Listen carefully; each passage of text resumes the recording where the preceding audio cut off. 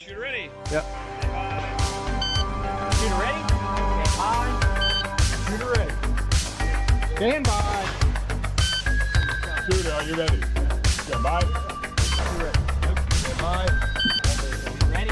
Stand by. Welcome, ladies and gentlemen, to the Shooter Are You Ready podcast. My name is Midwest Savage, and I'm nasally because I was sick last week, but the show must go on. And it can't go on without my co-host, Reccaroni, a.k.a. Paul, a.k.a. Precious Don't do Paul. it. God, fuck you. There it is. Paul, how you doing? People have been messaging me now about that and asking how it happened. Dude, when I was editing that video and that Range RO just started laughing, Precious Paul, I like that. I could not stop laughing. I must have watched that loop like 100 times. But Paul, how you doing? I'm good. I'm excited about today. I am excited about today. I'm very excited about this guest because I feel like he's become a buddy, and he definitely helped me out when I started shooting, and I'm forever grateful. And I didn't think that was possible when I first met him, and we'll explain why. Because, well, ladies and gentlemen, our next guest is your favorite non-jersey shooter, Jersey shooter. That's what I like to call him. But enough of the BS. Ladies and gentlemen, Combat Accountant is here. What's going on, boys? I'm Welcome. excited. I'm excited. Thanks for doing this today. Thanks for having me. Oh yeah, thank you. Yeah. Let me throw that out first. I wouldn't say thank you quite yet. We haven't seen how far down this rabbit hole we're gonna go. Oh, dude, there's so many rabbit holes in this podcast. You have no idea. We're going deep. It's like we got a backyard of stray dogs that just dig, and you could fall into anything. It's insane. Yeah, this is the Shooter Are You Ready podcast. Our special guest today, Combat Accountant Neil. Fantastic guy, great shooter. And like Paul said, I'm excited because I'm just going to dive right into it. Neil, I first met you a couple of years ago at Summer KCON. It was like basically my second and a half competition, and I had no clue what I was getting into. I just saw Clay talking about it on Instagram or YouTube, and I was like, oh, I've done Thunder on the Tundra. I can definitely do a KCON. I was wrong. I was dead wrong. It was brutal. It was a lot more challenging than I was expecting, but you helped me out with some things. Bolts helped me out with some things. Just kind of like, hey, man, do this. You're doing this a little bit. Try not to do that. And I was like, oh, okay, cool. And I totally didn't expect that from you because you were a guy with your last name on the back of your shirt. And all I've heard is about how those guys are pricks and they won't help you and don't talk to them because they're serious. And then I found out Neil was serious, but not at all, if that makes any sense. Yeah, Because Neil likes to have a good time. Let's be honest. Let's throw this out there at the very beginning. To get a jersey, you got to have $50 and a web page. You go online, you got $50 to $80. You can make a jersey. We have guys around here that run what they call the military industrial complex jerseys. So it's like Lockheed Martin, BlackRock. Yeah, I've seen Kyle's got one of them. So yeah, that's me and Paul know all about that because I have put together a group of shooters. We're like the misfits of competitions. Yeah. Everybody I know that's my buddy and I shoot with, I put my logo AK all day on some shirts, got everybody's shirts with their names on them, and we run around like we're somebody. Because we're a group of great friends. Yeah. And that's about all you need. I think that's really all you need, yeah. I think the best part about that is we showed up to kind of a generally local match, was the first one that we wore these at. And then everybody said, where can I get one of those? And it was the moment of just like, oh, well, you have to know somebody and you have to be a part of the industry and, let's see some placement out here. Yeah, let me see your practice score. Yeah, post-practice score. Let's see what's going on here. But don't look at mine. But I want to see yours. Mine has nothing to do with the fact that I have this jersey. I just bought them. Right. Do as I say, not as I do. Don't worry about me. Worry about yourself. Exactly. Oh, I say that like in every other video because I'll be like, you got to practice with the rifle you're going to take. And then the video I put up. So I just picked this one out of the lineup and never used it before and took the competition. Swaps the furniture over. We'll see how this works out. Yeah, exactly. That's exactly what I did at KCON winter. But we'll get into that. I'm do as I say, not as I do, basically. But Neil, I don't know. You want to tell us anything about yourself besides that beautiful head of hair you have? Oh, this glorious locks that were glorious, dude. I want to get rid of it, but I have a hairdresser. Yeah, I know. And Fancy. she was like, "You have great hair, so you have to keep it." And I was like, "You're not wrong, because eventually I'm going to lose it." So Dude, I was just gonna say, hold on to it while you can, brother. Yeah. For us follically challenged gentlemen yeah. in the chat, it's kind of to me, it's like if you got a great head of hair, do it for me. Don't do it for you. Do it for me. It's like because I'm also vertically challenged. It's like people where it's like you're 6'6" and you can't dunk a basketball. What's wrong with you? Yeah. Like, where'd Come you go on. wrong? Yeah, like if I was 6'6", I would just walk around with a basketball. If I had a great head of hair, the exact same thing. I would be at the salon. I want to sit in one of those seats. You do it for me. It's kind of nice. They bring you a beer. You sit there. They play with your hair. You know, it's not a bad time. Nice. It's like a great time. See, I'm a man of many hats because my hair is not as strong as it used to be when I was a younger fella. It's still there. It's getting thin. It's not as lustrous as it used to be. But I used to do a lot of dumb shit to my hair, and that's what I blame on the fact that it's not as great as it used to be. I had braids. I had cornrows. I used to have dreadlocks. I did all types of dumb shit to my hair when I was a teenager. Really jacked Oh up. yeah. Yeah. And now I just have a great beard, and that's what I work on. It is pretty solid. I'll tell you that. Thanks, bro. I try. You should see. I honestly had to install a shelf in my bathroom just to keep all my oils and my balms and creams and all that. It's pretty ridiculous, honestly. I get yelled at a lot. Not to go too far down that tangent, but what's your go-to company for beard products? I switched to Fable lately, which at first I thought was just a big Instagram scam because they have it's like, you know, the Dutchman, you know, this one smells like, you know, fresh water and cedar wood, and I'm like, whatever. But dude, they smell great, and my beard has never felt better. I get the oils, I get the beard butters, I do the shampoo, the conditioner, and like I've got sour apple smells, I've got chocolate and blueberry, I've got just like a whole wide of array of weird scents, but they're not offensive. You know, I moved on from sandalwood. Now we clip that, send it to them, and now you got a sponsor. Done. Yeah, that'd be nice. Right now to give him a little bit of action here. Yeah. And poor Paul over here just. Oh, Paul, are you sharing it? Yeah, here we go. That's the stuff. Yeah, see, look at these. And there's just a wide array of characters. Like the shark. Ooh, watch out. What's that smell like that? Yeah. But yeah, I bought into the hype of fancy Instagram ads, and yeah, I've got a couple of those. Nice. And it works. So Fable Beard Company, tell them Midwest Savage sent you. You're not going to get anything free, but just let them know I sent you, and maybe we'll work something out down the road. There you go. If you're not name dropping to companies, what are you doing? Don't reach out to them. Yeah. Hey, I know this guy. It's like when you're trying to get into a party in college. Who do you know here? I know Ryan, because everybody between the ages of 25 and 35 is named Ryan. There's one guy in this house that's named Ryan. Yeah, 100%. I know Mike. Michael or Mike? Big Mike. Oh, okay. Little Mike. No, Big Mike. Yeah, fuck Little Mike. We don't like that guy, but Big Mike. You know him. You want to know the big guy. Yeah. Do you have a go-to product, Neil, that we can also plug and hopefully get you another? I'm basic. I'm the beer brand guy. I really haven't branched out too much, to be honest with you. I like that, like the cedarwood, whiskey, tobacco, cannabis, like that smell. It's just, it's nice. Dude, I'm telling you, look into Fable. Or vices. That's what they call it. Paul, what do you use for your beard? Well, I just shaved all of mine off. Gillette. I was like Gillette. Yeah, there we go. Man, Gillette and a Mach 3. I'm a brawn man. There you go. I keep it electric to get done what I need to get done. But when I did, because I can throw a beard together pretty quick. It's kind of the only thing that I got go. Actually, my hairstylist the other day, she was shaving down the back of my neck. She's like, "Wow, you got hair everywhere but the top of your head." I was like, Listen, I'm still going to tip you, but we don't need to say this. You know what? That happened to me once. We don't need to say I'm very aware you don't need to vocalize. Yeah. Dude, I went and got a haircut once, and the dude's like, what are you going to do about this thinning in the back? I'm like, not tip. I can tell you that much.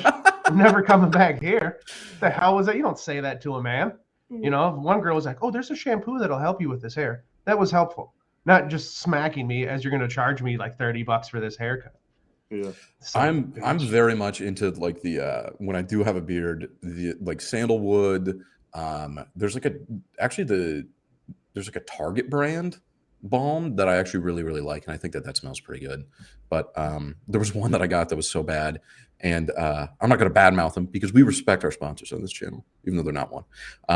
But it smelled like turpentine, but it made the beard look really good. So it was kind of like it was a damned if you do, damned if you don't type of situation.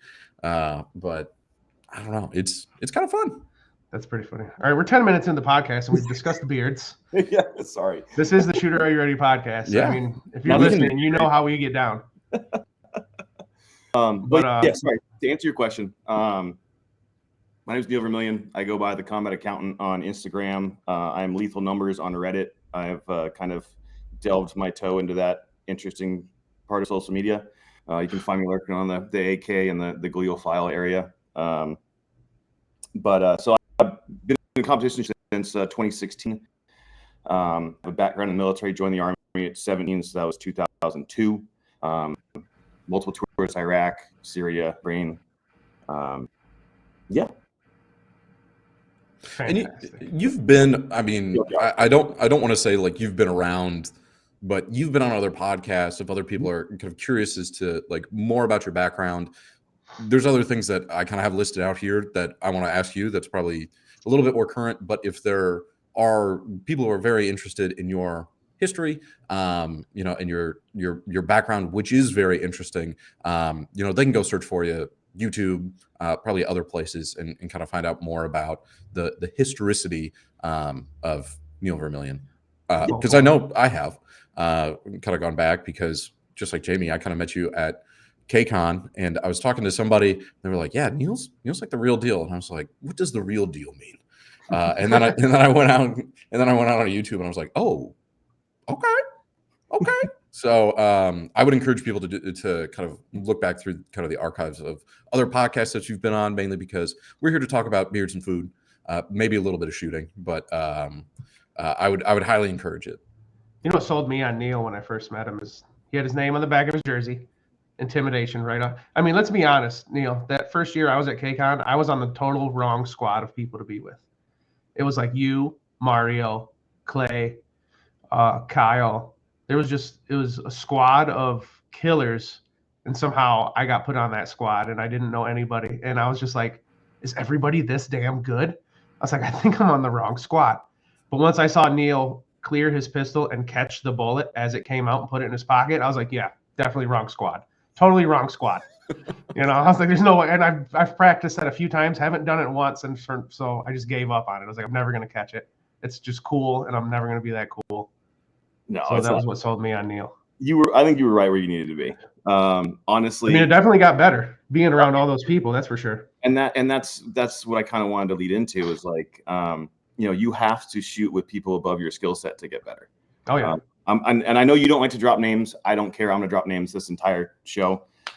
So when I first started shooting, I would drive down. I'm in Arizona, up in the Phoenix area. I'd drive down to Tucson to go shoot those in-range two-gun action challenge matches that they would put on with Forgotten Weapons and in-range years ago. And Russell Fagan, Sinister Rifleman, was one of the guys he's also a YouTuber. He was on there a lot. And I kind of used him as a benchmark. And once I got to like kind of know him of like, hey, can I ask you questions and will you help me out kind of things? He was like, yeah, sure. And so I would squad with him over and over and over again. And that's kind of how I ranked up, as kind of, shooting with him and watching what he did. And then now I outshoot him. Nice. I mean, you gotta shoot with the guys that are better than you. Cause if you're the biggest fish in your pond, you're never going to grow any bigger. Right. Boom. That's a sound clip right there.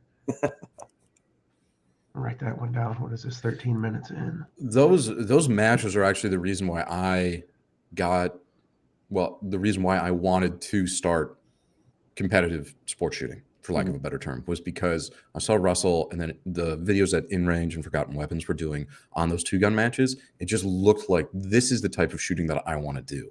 And I just think it's funny that you were probably, in the background of those someplace, because that was about the time I was graduating from college in 2016, where I was like, wow, paychecks can have commas in them. Crazy. Right. But then also, yeah. Somebody messed up. Yeah, exactly. You're giving me money for what? Yeah, right. But it was like a different, it was definitely a different like I knew about like CMP high power matches where it's sit, known distance. Okay, you've got a minute to shoot a period of time. Just seemed really boring to me. So then seeing those matches, I was like, this is exactly what I want to do. And that's kind of how, funnily enough, we wound up kind of meeting up just because of that. Yeah. See, at first I thought all there was 3-gun. Like I just knew of 3-gun, and I was like, okay, I just built a shitty AR. Now I need a shotgun. Then I got to get good with a pistol. And that was like stuck in my head for about 6 months. And then I was like watching more and more videos. I was like, oh no, you can just do stuff without all the other guns. You can just do rifles. You can just do pistols. I thought like 3-gun was the only thing for a while. I was pretty dumb. I was in the same boat. Like until I watched those videos when I was overseas and came home and realized I could drive down there and go do it. I was like, I have 3 guns on the option, and I'm not spending X amount of dollars on equipment and gear because it's not really a gear race like PRS is, but it in open where I shoot, it certainly is. So this is kind of a perfect segue for me, but maybe last year before, a year and a half ago, I don't remember the timing, but you had posted out on Instagram pretty extensively about kind of the always shoot open mindset that you have. What kind of led you to, hey, I only want to shoot open at every match that you shoot? And after kind of declaring, hey, I only shoot open, has it worked out? Yeah. So what caused that was mainly I want to shoot what I want to shoot. I don't want you to tell me, oh, you can have a dot on this, but you can't have it on that, or I want LPVO on here, but I can't have it on here, or you can have a bipod here, but not a bag. But then you can use 30-round mags, but you can't use 50s or D60s or what have you. And in open, you can do it whatever the hell you want, whenever you want, and however you want to do it. And that, unless your gear is driven towards competition, you're not going to do well. But at least you can have fun and train with the gear you want. Like I first started shooting two gun, and my first couple 3-gun matches, like in plate carrier and helmet and full kit, and everyone was like, "Who the fuck is this dumbass showing up looking like that?" And I was like, "Hi guys, I'm just here to have fun." And then some of the serious 3-gunners kind of took me more under their wing and were like, "Hey, ditch this shit. Like you actually can shoot, but like you're in your own way." And that's kind of what kind of got me there. Like I took a 401k loan to buy my Dissonant KL12 Elite shotgun. Jeez. Like that's how I was like, "Fuck it, we're going." So 0% loan to yourself, not a huge deal. This is not me giving financial advice to anybody to do that. Okay, I'm a great accountant for everybody but myself. But that's kind of how it worked out. And I was like, well, once you get an open race shotgun, you kind of got to get open race everything else. Because that's usually the big hang up. Because the shotgun is really, I always had the mentality of shotguns for opening doors. And that's really it. And dove hunting or, the kind of stuff you guys do out in the Midwest. Whereas, I was like, what's the purpose of this $4,000 shotgun that like has literally one only specific purpose? And I can repurpose for this stuff, but like it's for that. And then I realized that like, okay, now I'm in the deep end and I may as well learn how to swim here. So, and you can always go to the shallow end, but once you're in the deep end, everything gets a little easier. So that's kind of, I've kind of dialed it back a bit. I'll shoot heavy a little. You actually helped me out with some pump shotgun questions and issues I was having a couple years ago. I'll shoot limited because I've got 2010 vision, thankfully still, so I can use irons, I can use dots and push to 600-700 yards, no problem. So, I'm a big advocate of, if you can see it, you should be able to shoot it with your equipment. Mm-hmm. Nice. Well, actually, another little bit of a segue here, because you are not afraid to call people out on Instagram or call out the haters. Yeah. Throwing it out there in quotes on Instagram, and saw something interesting that you put out yesterday. So you started out shooting in plates and a helmet, and it looks like you're returning to do that at AK Masters this year. And I'll just read out kind of what you put here, but I'm going to issue a challenge because everyone likes to shit on jersey shooters. Show up in a complete kit. Minimum requirement is a rifle-rated plates front and back, 1 liter of water, minimum of 90 rounds on your person and magazines, IFAK, including a tourniquet, multi-tool utility knife, and you're going to be wearing more than what you're declaring other people. And then whoever does this and beats me in the overall, regardless of division except PCC, which I love because I despise PCC, will get a dope prize from you personally. Correct. Yeah. So that kind of came about going back to that first KCON we all met, and there was a bunch of grumbling about jersey shooters and things going on there. So I was like, you know what, like I'm wearing a jersey, that's fine, but like I'll whoop your ass in full kit too. Like it's the shooter, it's not the gear.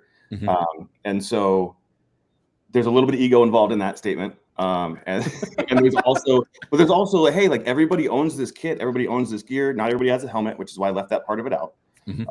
And those requirements are basically loosely based on the Finnish TST requirements, which they also use, like for Finnish brutality, which they also use in the brutality matches, which is a combat load, right? Obviously, drop the pistol stuff, you don't need it, but if you're going to wear a plate carrier, and because the idea is you think you're going to get shot at, so you need to have at least 3 full magazines. That's where 90 rounds comes from. You need an IFAK, so you're making holes, you're plugging holes. You need tourniquets to make sure if there's any accidents, things going on. You need water because it's part of sustainment. You need a knife because you always need a knife or multi-tool. Like I carry one every day just regardless, and I think most people should. And then those guys that, want to step and want to do it, and if they do beat me, playing my own game, which is kind of a little selfish, I haven't quite decided what it's going to be, but it's going to be something neat that's going to have probably some historical reference to it or something that you won't be able to get here in the States. So I'm not quite decided on what that's going to be because it's going to come from my personal collection of things. But you want to show up, you want to have fun, you want to run your gear. And the other thing too is a lot of guys put their gear together and they don't do gear shakedowns. So they don't realize how their gear works together, how their sling works. Does it catch on your IFAK that's underneath the left side, which needs to be on the right side because your sling doesn't come over here? When you're reholstering a pistol on the right or left side, is stuff in the way? Can you move? Will stuff stay on when you're crawling around and running around? So it's forcing guys to do a gear shakedown. And if they don't want to do it, they don't have to. And I left PCC out because, let's be honest, they don't count. Exactly. Yeah. Neil calling people out, it's great. Like I was on another podcast and I told dudes, hey, like if you think that the Galil Ace is that much more of a superior platform than AK, we'll run a stage. We can both run it, and then we'll switch guns, and I'll run the stage with your gun, and you can run it with mine. Whoever wins takes that other person's gun home. We'll play for pink slips. Now, and people were not okay with that.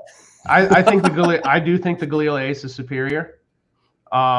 But like just me challenging you with that scenario wouldn't work out. You would beat me with like a Nerf gun, and then I would still have the Galil Ace. But it is better. I'm sorry. It's just I like them better. I didn't think I'd ever be that guy, but the fucking Galil's awesome. Sorry. It's a modernized AK. It's an AK that goes to the gym. That's all it is.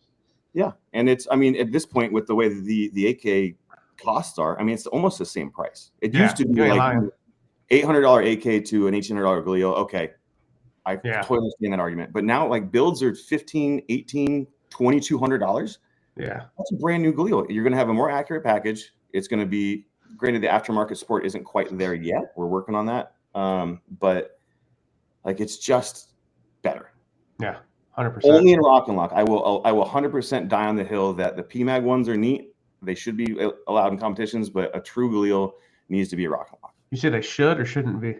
The PMAG should be allowed, but like it's not I won't die on the hill that it's a cheating. Okay. But like I think because like a lot of guys don't know how to fucking rock and lock a mag. Yeah. Combat cause. You ever watch that? Doesn't work. Yeah. So there's that's that. I think that's a good point because when we came back from last year's Summer K-Con, there was a lot around. If you looked at the top podium, it was kind of all Galils. Mm-hmm. There were a couple of guys that were shooting some pretty raced out 5.56 AKs that were up there, but more traditional pattern AKs, I should say. And I think a lot of people, at least the feedback that I heard, was around, well, the PMAG Galil is the one that they had the problem with. If you're running a Rock and Lock, it's kind of neither here nor there. But I think that we're seeing, at least in the matches that I'm going to and working as a part of, a true open division where it is, hey, you can run a Galil or other PMAG pattern rifle, because there's a lot of those conversions that are still, I know that PSA does one, and I think there's still a lot of conversions that are out there to take. Definitive Arms makes the Magwell. Like they've been doing that for years before all this. Yeah. So it's common to have PMAG converted or AR mag converted 5.56 AK that's out there, just put that on open. I still want them to come to these matches. Just kind of the more the merrier. But I think that's where a lot of the beef with people comes from, is the AR fed Khalils. So I really don't think that there's a performance difference between it, but outside of the reload, I think that's what it all boils down to. Like you said, the reload, and not the reload being it's faster, because my reloads on a PMag Galil versus a Rock and Lock Gen 1 Galil is the same speed. It's muscle memory at this point, but there could be a conversation around that. And I'm more of a kind of like AK purist, not really, because I live in the Galil world, but like when it comes to it, I want Rock and Lock because that's how the AK started. An Ace is basically a 100 series. It's all the same gas blocks, same carriers. It's almost, we can use AK triggers and Galils. Like it's not that much different. But I do get the thought process. But also, guys that complain about losing to the PMag Galils, they're not losing on the fucking reload. You're losing. Like it's just like that's fundamentally what it is, and that's what I want guys to focus on more so than the equipment people are using, is the skill set of the guys using it, not the shooter, not the equipment. Yeah, I 100% agree. If you lose on a reload, you lost by 2 seconds, and that's like a really bad fumble. Yeah, like you're still in the conversation. You're not getting blown out by 600 seconds, and you're 48% of first place, and that there's other things that are going on there. But those are the people that speak the loudest about it, and that's why I have such strong feelings about it, because it's like you should probably look at yourself for a second first and take a little bit of that humble pie. Because like when I shot my first match, I literally was fresh out of Syria. I was home for maybe a month. Went down to 2 GACM matches, and I was like, dude, I'm gonna crush these nerds. I got wrecked, like bottom 5th, like bottom 5 out of like 60, absolutely crushed. I was shooting people for a living, literally, and then couldn't. A bunch of Reddit nerds and Discord kids just pushed my shit in, and I was like, okay. I took that bite of that humble sandwich, and I guess we got to learn this game and get better. So yeah, see, I agree. I might have been one of them people griping about the Rock and Lock and then the AR mags after KCON last summer. But like you said, I think it comes down to, it's obviously 100% your ability to shoot well.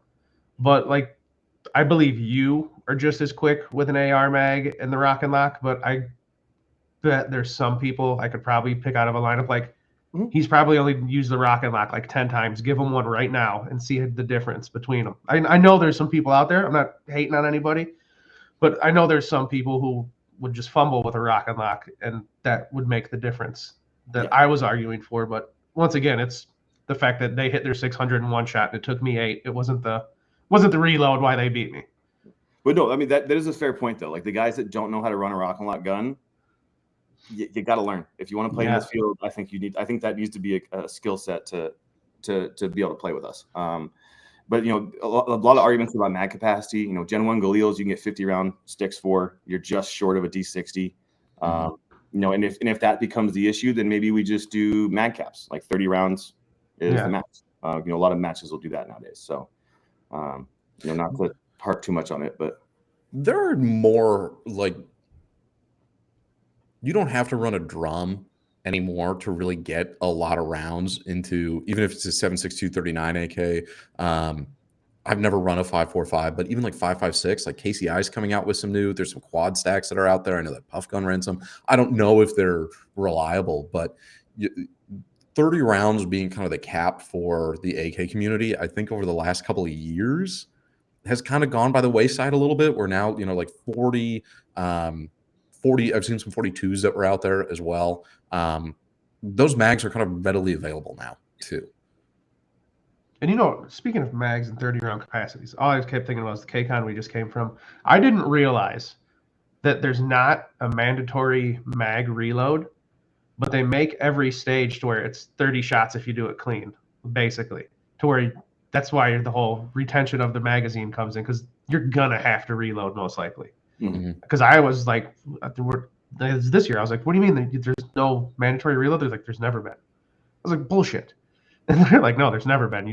You run out of ammo regardless, and you're gonna have to. Yeah.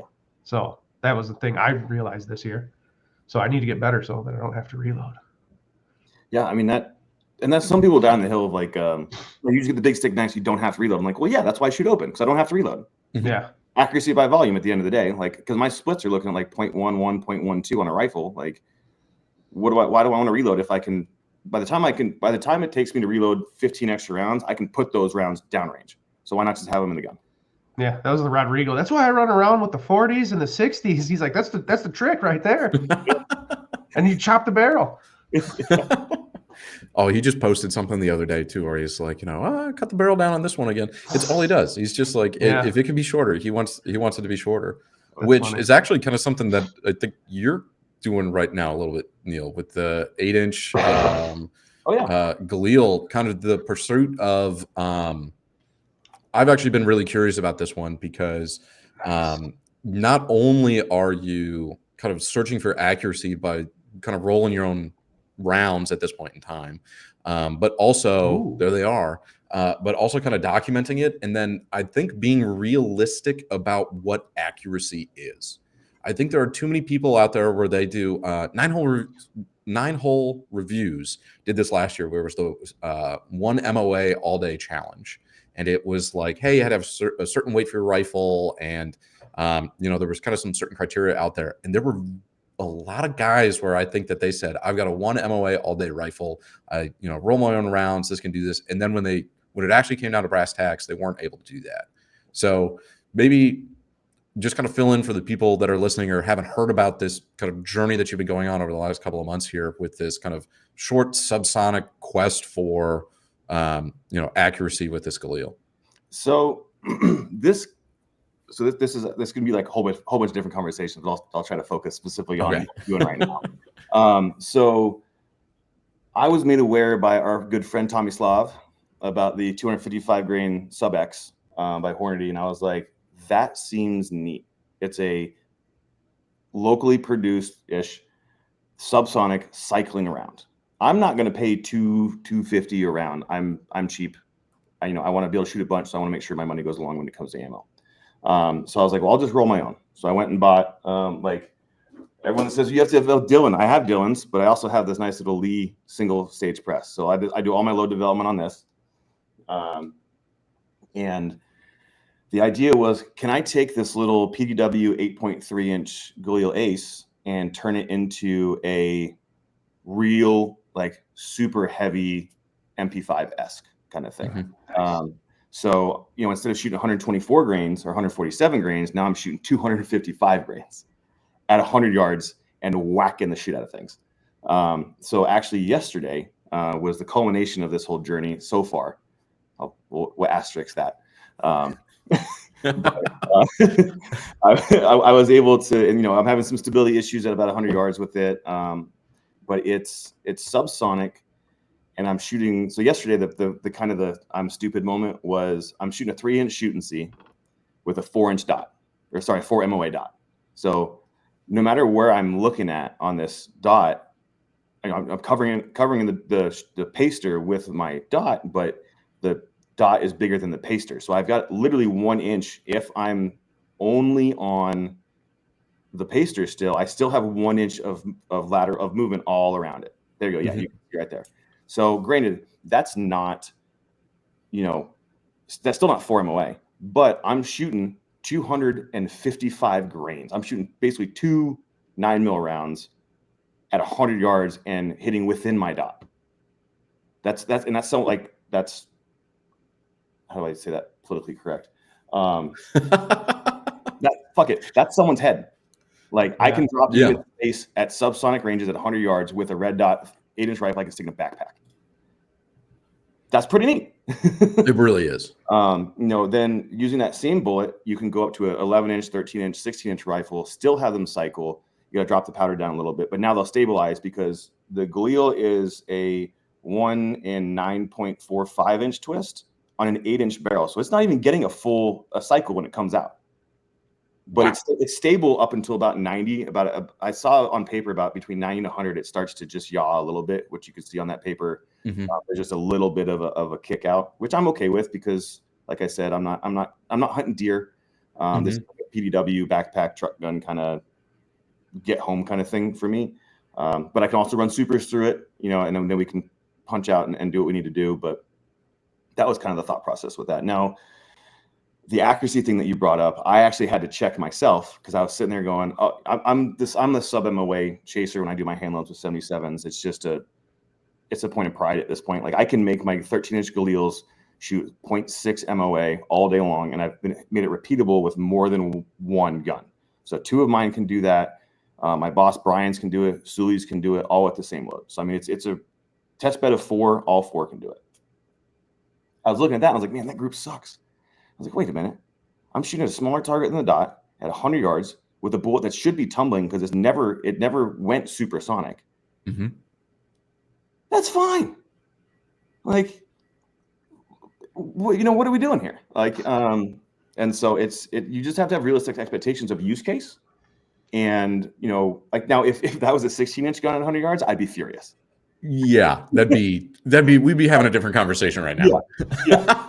But based off of what it is and and my use case for it, it's exactly what I want and exactly what I need. And so that's the other thing too, talking about 9-hole reviews, and that's why the whole 9-hole thing. My buddy Brian. Are you guys familiar with Brian Nelson? I think in name only. Big 3 gunner, fantastic dude. He trains he's like internationally known option shooter for rifle, shotgun, and pistol. He trains Marines. He's a solid dude. He does 30-round groups for his testing. Jeez. He takes a full mag and like whatever that gun prints, that's what that gun is. Because when he goes to matches, whatever he's doing, wherever those rounds land, that's where he knows it's gonna be. And I respect the shit out of that, but I'll be honest, he has more sponsors than I do, and I just can't afford to do that. Yeah, nice shit. Somebody asked me to do that with 545 the other day, and I was like, "Yeah, you can go fuck yourself." Because like I haven't shot my 545 since that summer KCON 2 years ago. I didn't know people still shot that. I thought everybody just looked at it. Oh no, I'm sitting on a bunch of it, but like until I can replace it, which PSA just said go fuck yourselves. Yeah. And so I'm waiting, and that tele stuff. Well, like, is PSA completely out of? Did they say we're not doing 545 anymore? They said when they at SHOT Show talking to Clay, they said we are tabling this for now. They love the table stuff. Yeah. So I'm giving up on that. You can get horny every once in a while. That tele stuff coming in, I don't trust because they were having the issues with corrosion and versus non-corrosion. That's not. I don't think it's the importer's fault, but yeah. I don't want to put aside from the corrosion, I heard it's not even that great. I was getting 2.5 MOA when Hornity's putting like between 0.8 and 1.2. Sorry, those are like the best groups depending on gun to gun. I'm getting out there, so it's like for 70 cents a round, I'll just spend 20 more cents a round and get Hornity. Yeah, right. And it's brass case, it's reloadable. So fantastic. Well, this breaking news here, mainly because I didn't know about it. I've always wanted a 545. I think the 74 style aesthetically is just like the best kind of out of all of the AKs. I've always wanted one. Oh, what are we? Okay. We got a surprise. Well, while we're waiting for Neil to come back, I'll just kind of continue to pontificate about that. But especially the kind of the iconic 74 with the Russian kind of bandage tourniquet on the folder, I think just looks the best, which is actually one of the reasons why I'm kind of obsessed with the WPP 100 series that are coming in. I know. I before like the ammo got real shitty, I was debating on jumping and trying to find a 74, and I just in my head I just want a plum 74. That's what I want. Yeah. But like now I'm like PSA. I'm gonna table that thought. I'm not even gonna like think about it for a while because I'm the type of dumbass to where if I did get my hands on a decent 74 at a not terrible price, because everybody's just like, I'm never gonna shoot this thing, I might as well sell it. I would be the idiot to just buy the expensive ammo and shoot it like there was no problem. And then I would be like, where's all my money going? Oh, it's going to the 5.45 ammo. That's where it's going. All right, Neil, let's see what you got for us. So I gotta plug my buddy Zach Schaefer because he's doing the Lord's work for those of us that want crinks. So we got ourselves a Schaefer custom crink. Oh, look at that! Oh, damn! So we're looking at the crook front end, and this is in 5.45. Oh yeah, I see the mag. I make poor life choices. There you go. See, I'm not alone. And then I hate the actual crink stock. So that standard folder are Mhm. fantastic. I do like the That thing is stuff so cute. that Bill's putting out, but I want it to lock. And there's only 2 options: the triangle and one of these guys. Nice. Yeah, these are. I like that. Hold it up again. I'll get it one more time just so I can convince myself not to get a 545. Oh my God, look at that thing. Oh, and I see you have the best safety that money can buy on there too. Yeah, Krebs Custom, baby. Let's go. Yep. That's Yeah, Krebs, ladies and gentlemen. yeah. I mean, he's obviously we're friends with him, but I mean, Hometown hero. yeah. I love his safeties, but I also kind of the AK community and especially on Reddit kind of came together and made fun of the Goobers group for saying like, oh, it's so hard to run these. How I can't even get my hand up here and do all this. That's probably been my favorite thing that's kind of come out where like collectively as a community, we're just like, hey man, why? Let's just stay in the lane.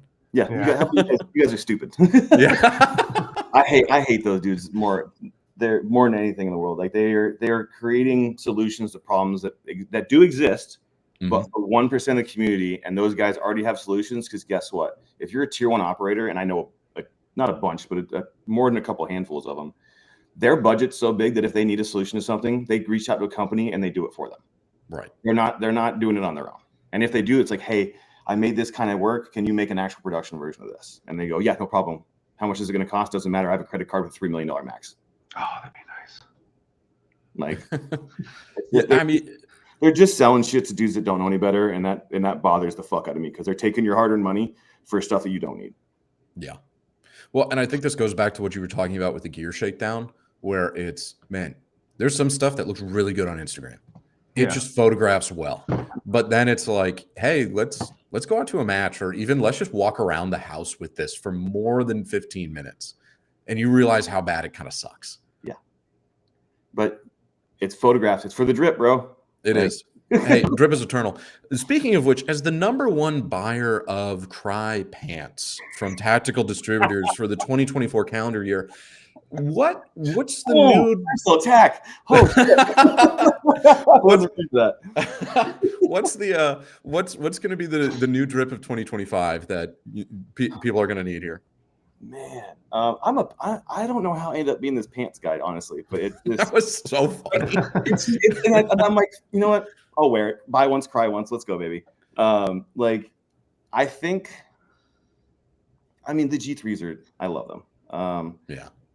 I'm currently wearing Patagonia level 5s, but they're terrible combat pants. These Patagonias are trash combat pants, but holy fuck, are they comfy like PJs?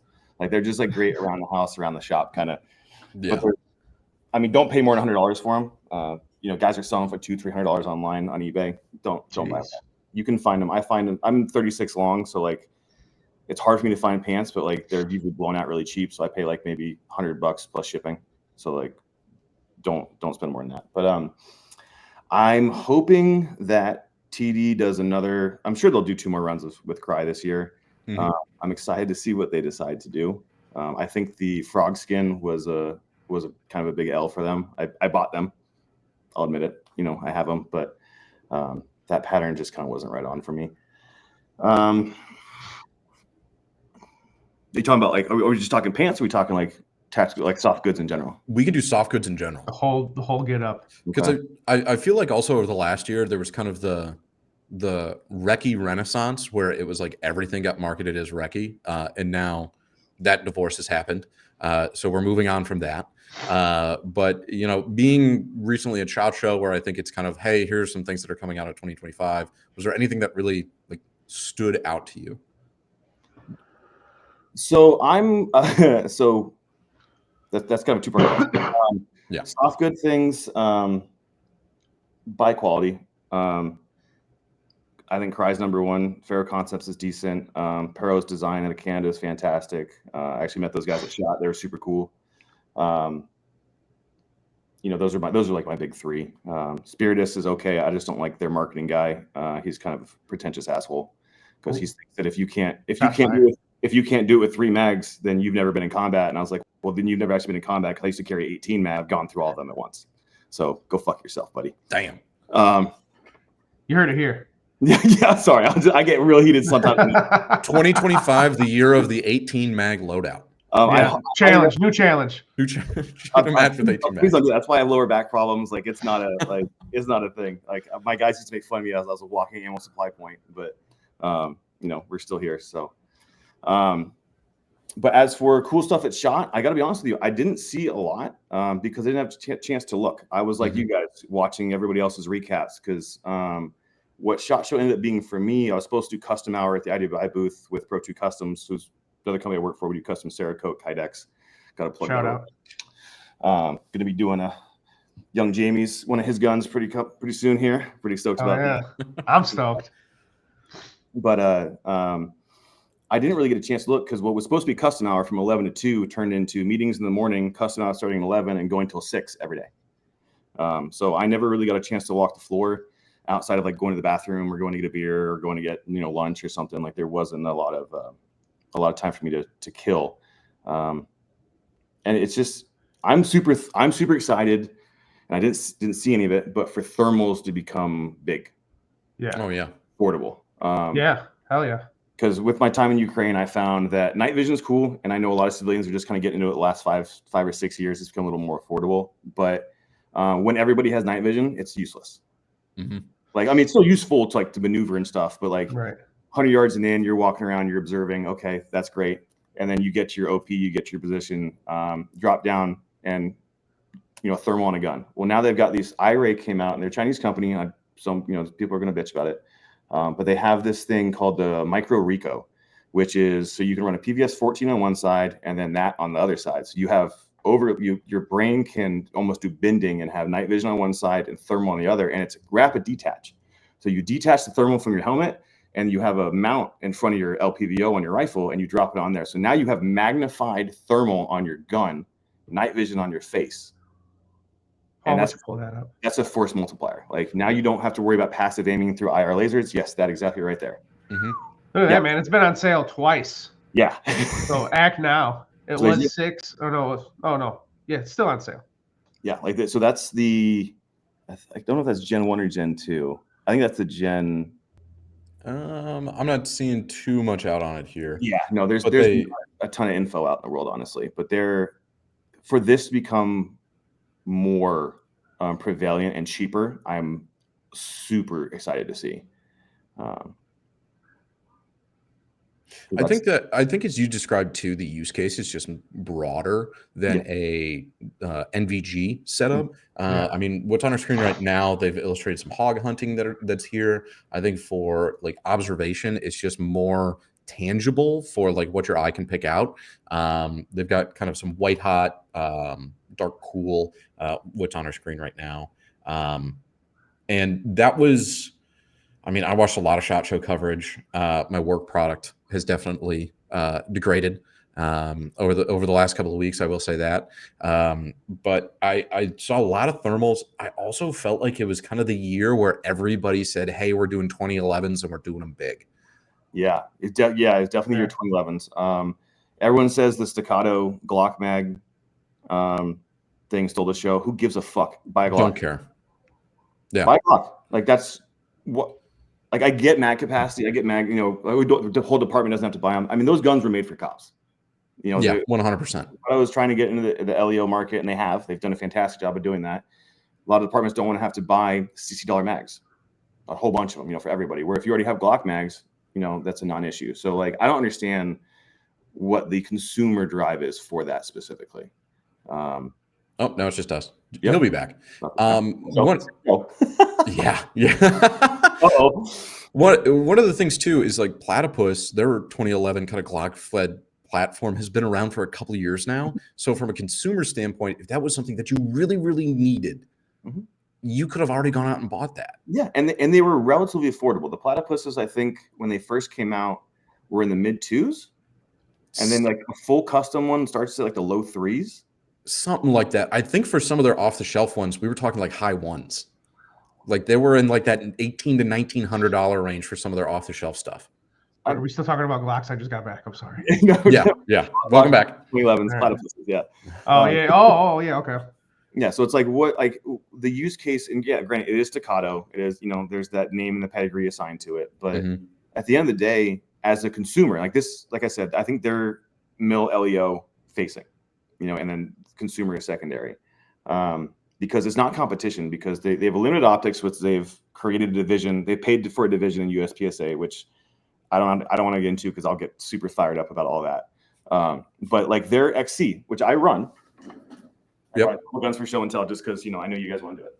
Oh yeah. And I got once again got to plug Pro 2 Customs with this wonderful Miami Tiger Stripe. There you go. Hell nice nice staccato XC. But so this in USPSA is considered open minor because it's 9 mil, not shooting high pressure, high gas. So I actually have to be more accurate with this. Whereas if you get a 2011 like this that's open, it should be 38 super or 9 major. So this doesn't fill a niche in the division or the sport that these dudes bought a division in. And I had to drop another $1,800 to make this gun like decent for my purposes. So this is my 3-gun pistol because it's perfect for open for that, because low recoiling. I ain't got to worry about hit factor and power factor, that kind of stuff. So I don't have beef with staccato specifically, but like I just don't get their market outside of the LEO space. Well, and I think they've done a great job of attracting the LEO space. Small town by me, police department, maybe 8 on at a time. Ran into a couple of them at a local range. 2 officers, both of them had staccatos on their hip. And I mean, this is like they're sharing 4 squad cars. Like I just think that they've permeated it almost as much as like a Glock has. And they've done a great job of that. I know a lot of people who have staccatos, but now I think the market is almost, because you can staccato for a 2011, and I know that they have the name brand. Everything else is a 1911 double stack. Yeah. But I mean, it's almost like over under shotguns now, where it's like staccatos like mid tier, and you can just kind of go as high as you want to. Or I mean, you've got Turk shit 2011s that are coming in now, where it's like for $800. I actually just saw that yesterday on DLD's got one in raffle. I swear. Those Gersons, like, and then like you're saying, you got that, and then you have staccato, and then you've got Nighthawk, you've got Atlas, you've got who makes there's a bunch of them, but like you can spend $800, you can spend $8,000. Yeah. And I'm not a 2011 Smith, I'm not. These guys have my attention. I'll be honest. The Turkish ones? No, their MP5 clone. Oh, yeah. Okay. That I kind of want to get one because they're $1,000. Yeah, dude, I think this is like an $800. No, this is $1,000 pistol. And I think, are these the guys where they also came out with kind of like a faux SD kind of model too, or somebody? MKE out of Turkey did, the guys at Century Imports. Yeah. They have one where it's like it's a faux can that's tri-lugged on, but it has the SD handguard. There's the okay. Yeah, so I'm saying like $1,000 for MP5, like what? And that's retail. Yeah, sign me up, dude. Like that, if that thing turns to be reliable, holy shit. Yeah, right. I'm big. I feel like we're starting to get into the time where, like, if you wanted an MP5 clone 10 years ago, kind of going to be terrible. Yeah. Or a lot of money. Yeah, it's going to be a shit ton of money. It's going to be HK, or it's going to be, let's see if it maybe works. Yeah. And now it's like there's 4 different ones that you can pick up at Shields, including an HK. Yeah. It's kind of like we're a little bit spoiled with some of the stuff that's been coming out over the past couple of years. Yeah. It's pretty neat to see. Because I don't know if you guys have shot MP5s kind of extensively or what your trigger time is on them, but like not much at all. When they're done right, and like and especially if they're post sample, holy shit, those things are just amazing. Oh yeah, Like the relay system is so neat. I don't know why we don't use it more. Like, and again, I'm gonna plug my boys. Sorry, hey, no way, dude. That's what we're here for. The guys over at Mean Arms, they're working with Zach Smith and Kyle Litzy, who also are owners of Unrivaled Technology. I run all their. I know you guys have discussed them at length, and they are now doing again, I hate PCCs, but it is a thing. They're doing roller delayed AR9 style PCCs, and I watched a couple of those and shot them, and that thing's a game changer. Holy shit! I I feel like that would actually be what the AR9 needs, because the direct blowback in an AR9 kind of sucks. Violent. Like, it's way too much recoil for what it is, especially when you have things like the Scorpion from CZ, MP5s, Strybox that are out there on the market right now. It's like, why would you go for an AR9? Well, you can use lower. I kind of get it, but also like there's more shootability that's out there. But that's the thing with the mean arms. All you have to do is buy the upper, and they make the AR style mags for 9mm that you can use your normal AR-15 lower, drop that new upper in their mags, or there's another company, I think it's CMMG, that makes their inserts to PMags. And so you just take the spring and the follower out of your PMag, throw their thing in there. Now it's a 9mm. Really? So now you don't have to buy a dedicated 9mm lower. Like that's I think that's a neat thing to be doing. I like that a lot, actually. Yeah, it's all about variety. Yeah, and then you can kind of keep your same training, because it's the same mag, so it already works in all of your same kit. Your index or whatever it is kind of the same. I'm talking way out in front of my skis on my skills and ability, where I'm like, no, but hey, you're saying the right words. Like, sounds great, dude. I love it. I'm going. The same thing. That's why I'm letting you run with it. I'm like Travis Haley over here. We're saying, well, when you manipulate it this way and you think of the body mechanics. But yeah, I mean, I personally really, really like these. I'm looking at them right now. Here, I can pull this up in a second. Paul, why don't you share that for us? Yeah, well, I can preciously pull this up. There we go. I figure if you're gonna get one, just own it. But yeah, it looks like these are some of this is one where it's the same size, but not necessarily the insert for what it is. Yeah, the Exo Max. So those are pretty cool. And I've seen, like I said, I saw those at Area 2. One of the guys in the squad in front of us was shooting it. He owns a gun shop in Tucson. Doesn't matter. I never saw an issue with any of those mags. Never saw an issue with his gun. And I watched him shoot it. Like, that's where I got to shoot. I was asking him to shoot his, because I was like, holy fuck. All 9mm ammo. Like, those things are like, they're onto something here. And they're not crazy expensive. No, not for what they are. Yeah, no, I mean, cheaper than a Bakelite. Yeah. Everything's cheaper than a Bakelite. PSA makes Glocks that are cheaper than Bakelites. Yeah. Which is kind of insane, but I also shot one for a lot of years and had some pretty good success with it. Yeah, I really also feel like we live in just the golden age of magazines. Like at the latest KCON, there was a guy on another squad, or he was kind of walking through and he was kind of dejected. And I walked over and I talked to him. And he was like, yeah, I'm having mag issues. And he was like, this one keeps giving me issues. Why would you've used this on more than one stage? Yeah. Yeah. Just huck it, write bad on it, and then just throw it away. Dude, we were at Clash Bash 3 years ago, I want to say, maybe 4 years ago.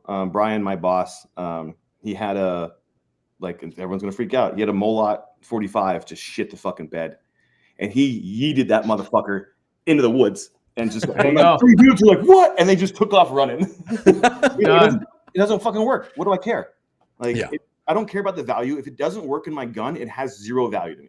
Like, we're very results driven people. So it's like, we don't collect. We don't do this shit. Like, we'll take like those True Black, is it Molot or some 45 round super rare $500 mags. We fake baked them because fuck you. Yeah. Like, if you're like, are you kidding me? Like, and we're like, yeah, who cares? Like, it's a mag. I mean, to be fair, when he threw that in the woods, it could have worked in a different rifle, but whatever. You know. Of the 3 guys that were running out there, I think I found the 4th one that probably. Yeah. I'm gonna go look for it next time I go out there in case they didn't find it. Like, I heard there's a magazine in the woods out here. Well, same thing with you were there, Jamie, when Mario had a Circle 10. That Circle 10, yeah. And like, he just tossed in the trash, and everyone's like, "What the fuck? You can fix it." Yeah. With and he's like, I got a picture of that. I was like, well, people are just throwing mags out over here, Circle 10s. Like, Mario almost has money. And it's not, and that's, and I'm not saying this to like tell people like I don't give a shit about your investment or I didn't give a shit about money, because I do. I really do. It's more, like I said, it's functional to us. Like, if it doesn't function, it has no value to me.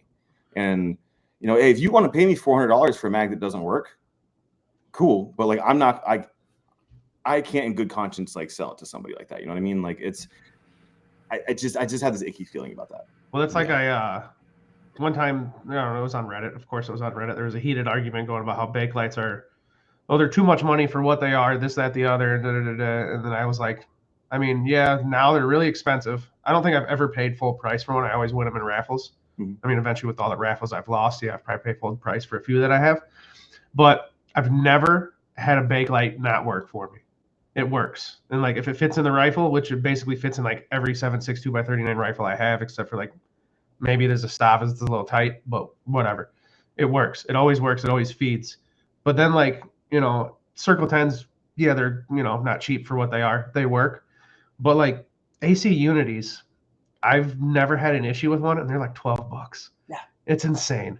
I've- And like if I have a rifle that's picky with any other mag, I'll slap an AC Unity in it. Like I don't have it up here, but my Barreel loves AC Unity mags, and they work, and they're $12. And I'm like, yeah, I'll buy the shit out of these things because I wouldn't care if I threw that in the woods.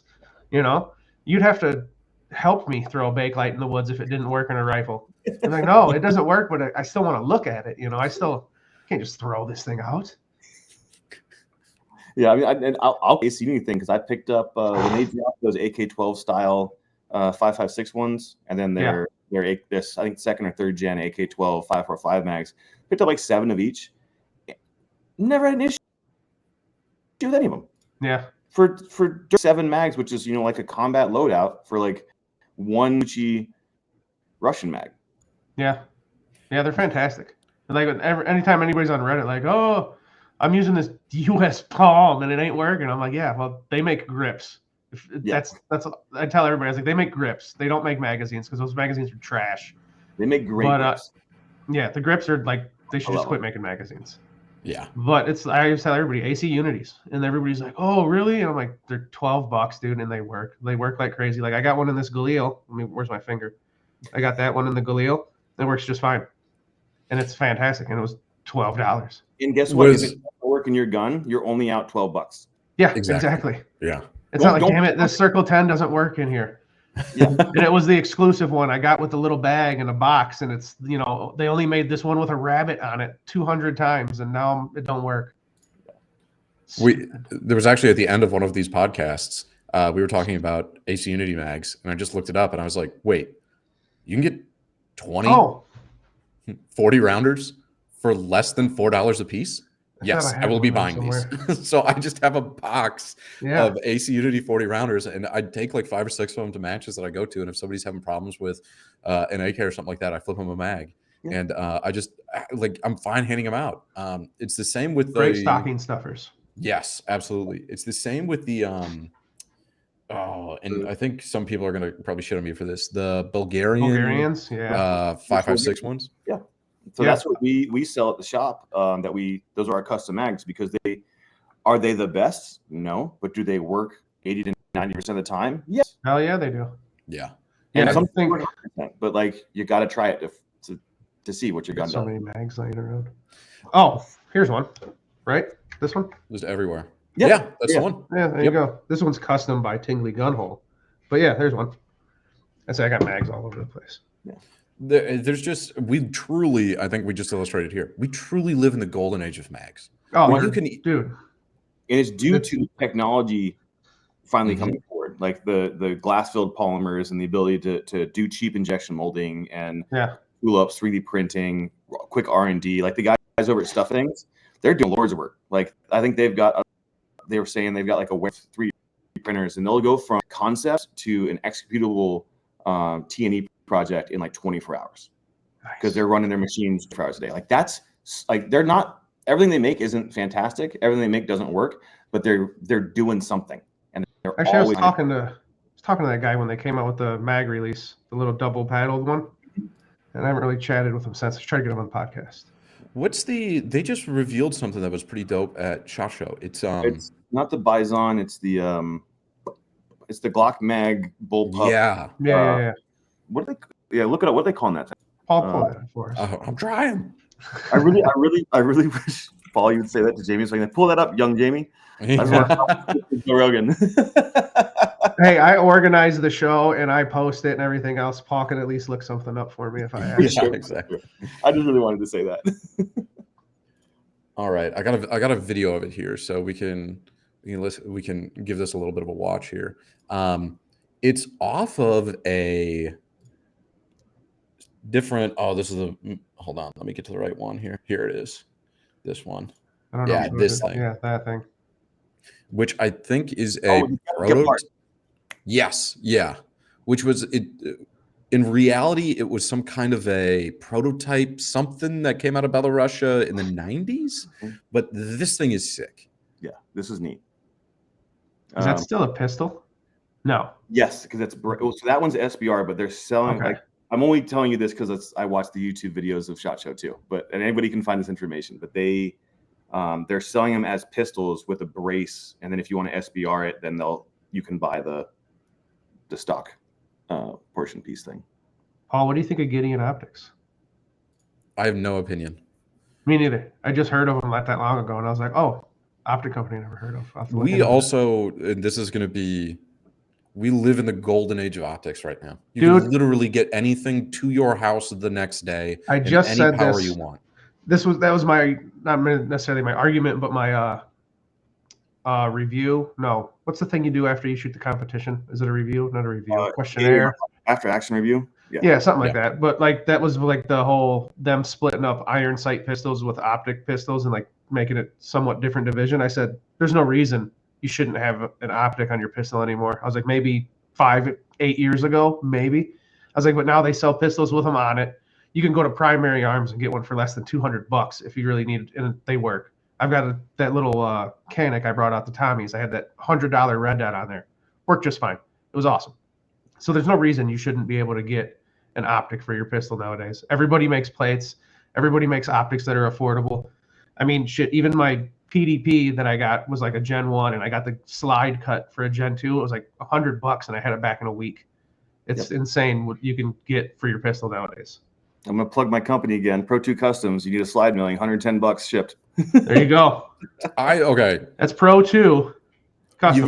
You at least got one customer out of that plug, and that's me. Yeah, perfect.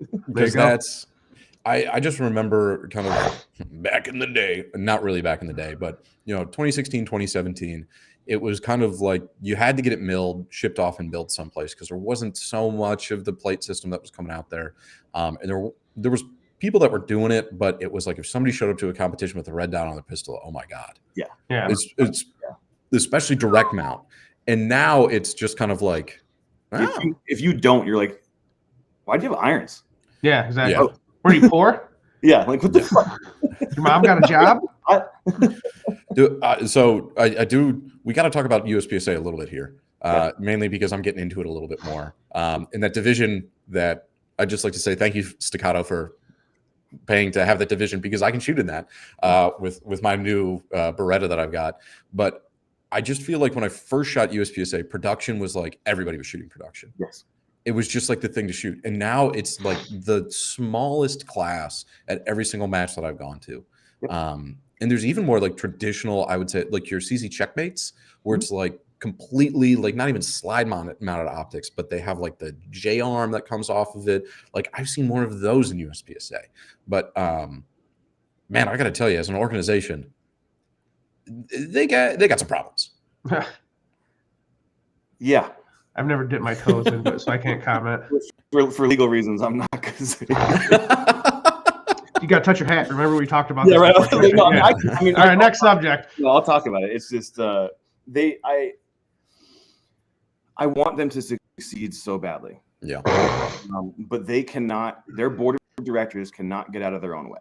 Yeah. And to 90% of the shooters who just want to show up and shoot, have a good time, they don't care. And I understand that and I get it. That's fine. But as someone that spends majority of my life and my money in the firearms world and shooting competitions, it makes me furious. And I hope they can right the ship. I thought they basically have a new board of directors that's doing the same shit the old board of directors are doing. And the wanton waste of money is absolutely astronomically insane to me. Yeah. And as an accountant, that's what's the interest. I was like, wait, you lost $300,000 last year? How much did you bring in? Like, what? You guys are a nonprofit. How are you losing this much money? Don't you have people in responsible positions to do things? Well, guess what? None of them are doing their jobs. Oh, that's odd. Imagine that. People, Yeah, people that's weird. checking in, clocking out. Yeah. And they're also the governing body for IPSC, the International Practical Shooting Confederation, which IPSC is World Shoot. So I have to be a USPSA member to be able to go to World Shoots.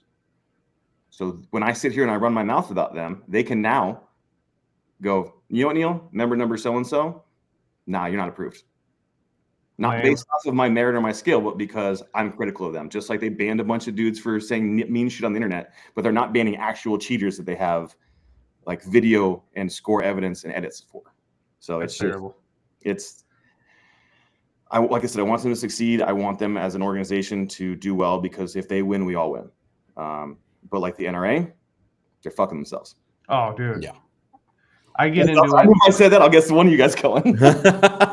Well, it's because these local gun clubs I belong to, I get an argument. They're like, well, you got to have an NRA card. I was like, no.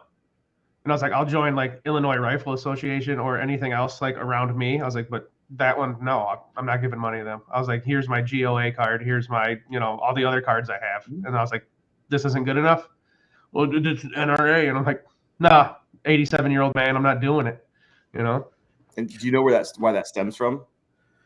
From old people? I don't know. What do you mean? Yeah. So what it is back in the day when the NRA was actually doing good stuff for the community, they paid for majority of these ranges to be built and maintained. And so one of them I go to is like an NRA like funded, I guess, range or something like that. And that's why they're always on my ass about it. Even the ones here. So like Rio Salado is just down the street from me. There, it's leased from Fish and Game, but it's contracted through the NRA. So even though the NRA has no part in what goes on there, you have to be on the board. You have to be a member. Like, they got to do all this stuff. And it's like, it's a legacy issue that back when they were doing good things, everyone was for it. Yeah. And they started all these ranges, they helped everything get going. And then now that they've kind of become a toxic company, and they're terrible. You can't break away from it. You can't, it's a bad breakup that in a toxic relationship you just can't get rid of. Yeah. And it's not what I was led to believe it is. Like all these years of, NRA, fighting for your rights. And it's like, I see so much shit happening left and right, and you hear nothing from them. Like, I live in Illinois. It sucks right now. Yeah. And there's so many lawsuits and shit going on. And like, I think I've heard their name pop up in one of them. And the rest of it's like just local shit or GOA and just, Gun Owners of America, stuff like that. And I'm just like, why is NRA not in any, they don't give a shit. But hey, I still get that shit in the mail all the time. Hey, we'll give you this shitty duffel bag if you renew your subscription. Like, you know how many shitty duffel bags I have? I don't need another one. But we need that subscription, so you get the shitty duffle bags. We can give Jean-Pierre or Wayne Pierre, whatever the fuck. Yeah, that $15 million. Yeah, he needs a new suit, Neil. Dude, them suits were expensive. Right. Gotta gas up that yacht. I don't even own a pontoon, and this dude's worried about his yacht. Drives me nuts. His suit valet needs a raise this year. Yeah. Listen, that dude's probably got an assistant that puts his suit on him. Like, all right, pull your arms out. Thank you. Like a big boy. He's probably got a mom. Let's be honest. I remember when you were little, your mom used to have you put on your snow pants and stuff, and you do like the lean over your mom's shoulders, and she'd be like, one leg, and give me the other leg. Probably got some big Samoan that puts his suits on him.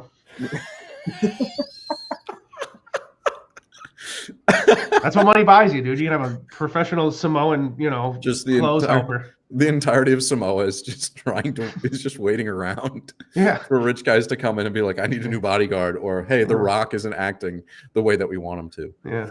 He's not getting me into wrestling, so I've been learning how to put clothes on people. Hoping that'll get me moving up in the world. Before we get away from SHOT Show, I want to talk more about SHOT Show. Yeah. I've never been. I had the wrong idea about the whole thing. I thought like it was a invite only thing. I didn't know that. Like Clay told me, or Mr. Yellow Glasses told me, just no, dude. He's like, you could probably get a media pass or whatever. Just sign up. And I'm like, oh, I didn't know that. But to people who haven't been, and people like me who just are on the outside looking in, is it really something? I mean, I'm sure if you've never been, it's something to go to. Is it really worth it to go every year? Is there really something that cool to see every year? Or is it kind of most companies just rewashing stuff, or like what's your personal opinion, you? Does it smell like farts? A lot of people there. The dungeon does for sure. It's all damp and fucking smelly down there. That's the basement. So they have the Caesar's Forum, and then they've got the Venetian, and then the downstairs of Venetian they call the dungeon, which is where all like the the newer companies that are like, Right. you don't have 30, like, so you have to spend like 10 grand a show for 3 years in the dungeon to be able to qualify to spend 60 grand upstairs. Okay. Or I don't know if those numbers are true, but like, Right. it's I get within it. that realm of You got to pay to play. yeah. Yeah. And so, you know, a lot of the cool stuff you find in the dungeon, Oh, because I'm sure. that's where the innovation is coming from. Because guys are like, holy shit, I finally made a product that people need to see, and the only way I can show it to them at SHOT Show is there. Yeah. Is SHOT Show a necessary company in the age of social media and the way that things go? I don't think it really is anymore. Is it worth going to if you can go once? Absolutely. It is. As a gun guy, you're gonna be so overwhelmed. Your legs are gonna be so tired. You're gonna be just lost and confused because the booths and the halls and everything. Oh, sure. I mean, like the IWI booth is in the same place every year. Every day I had to ask how to get to my booth because I couldn't fucking remember, because I get turned around. And I'm like, okay, go down to CZ. You need one of them little toaster droids. Yeah, exactly. Yeah, I need a Star Wars toaster droid. Yeah. So like it's as a small company, do you need to go? No. But is it going to hurt you? Probably not if you don't go. Right. Is it going to help you if you do go? Also could. So like there's a lot of stuff we saw that, you know, Clay covered, that Forgotten Weapons covered. You know, I'm just dropping the big names so people can go like look at those videos that you wouldn't have seen otherwise. You know, because they have to, for those small companies to get those projects in front of you, they have to put it in front of somebody that has the following to then repost it to then, you know, blah, blah, blah, Right. blah. So for guys like that, yeah. For SIG, no. Like, I don't know why. Like, everything that they show there, that's like .gov stuff. Like, they had like 20 mil cannons. Barrett had 30 millimeter grenade launchers, like, that are programmable airburst things. Like, no one's buying that. Like, that is a military contract, and there are military shows for that. But like, you don't need to have a fast truck with all this stuff attached to it that no civilian is going to be able to buy. That, and I'm not, and it let's be real here. SHOT Show has become an influencer show, but it's meant to be a trade show for the firearms industry. I view it as a firearms trade show for the firearms industry that civilians can purchase. Right. So if a civilian can't own it, why is it there? Yeah. Because if you want a government to buy it, go to the government shows. Go to EWA. Go to, you know, all those big things in Europe, and they have them here in the States. But everybody wants to show off their big flashy toys, dude. Yeah, and I get it. Like, who's got the biggest dick at the table? Like, I totally understand that. But yeah, you know, I don't know. It's a weird thing to me. But to land the plane. Is it worth going? If you can get a spot to go, I highly recommend you go. It's going to be expensive. You're going to get sick. You're going to be hungover. It's worth to do at least once. Just like we were talking about previously before we started the show. So my big kid job is I'm a CFO for a esports PR and comms firm. I grew up playing video games. I wanted to go to E3 so badly my whole life. I got a ticket last year, and they fucking canceled it. Because do they need it? They don't. With social media, you know, if Sony comes out with a game, they can just blast it and everyone's going to see it. Microsoft can do the same thing. Everybody can do that. So it was disheartening to see, because like that was like my childhood goal. Right. Go to video game convention.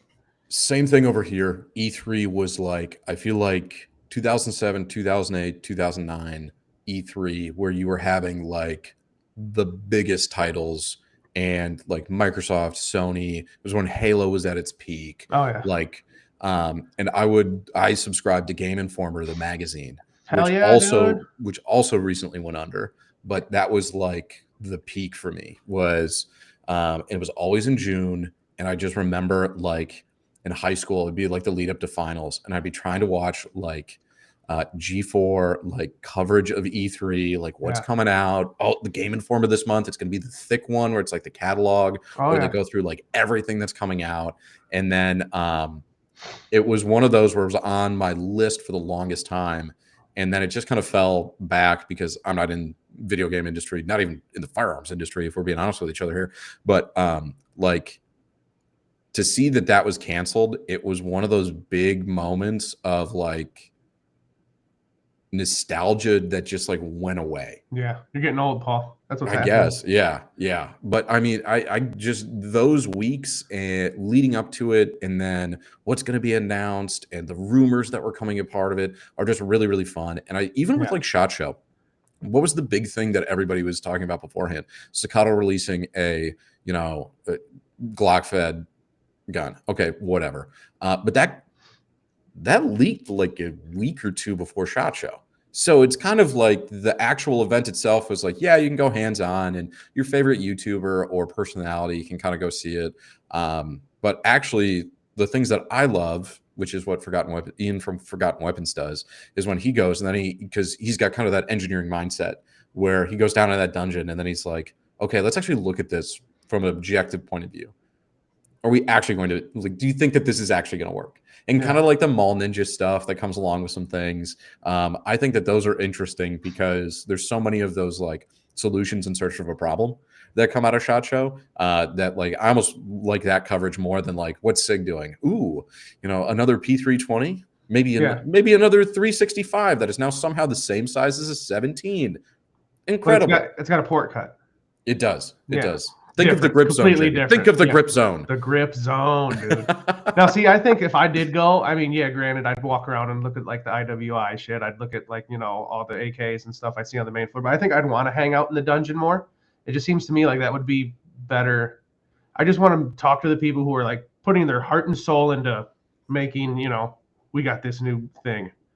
And it's like cool. And like they've been working their ass off for a year or two to develop this. They've tested it. And now we put a bunch of money into coming to SHOT Show to show you instead of like Paul saying going to the SIG booth. And they're like, have you seen the 324? No, it's got a better trigger. And I'm like, oh, okay, cool. Thanks, man.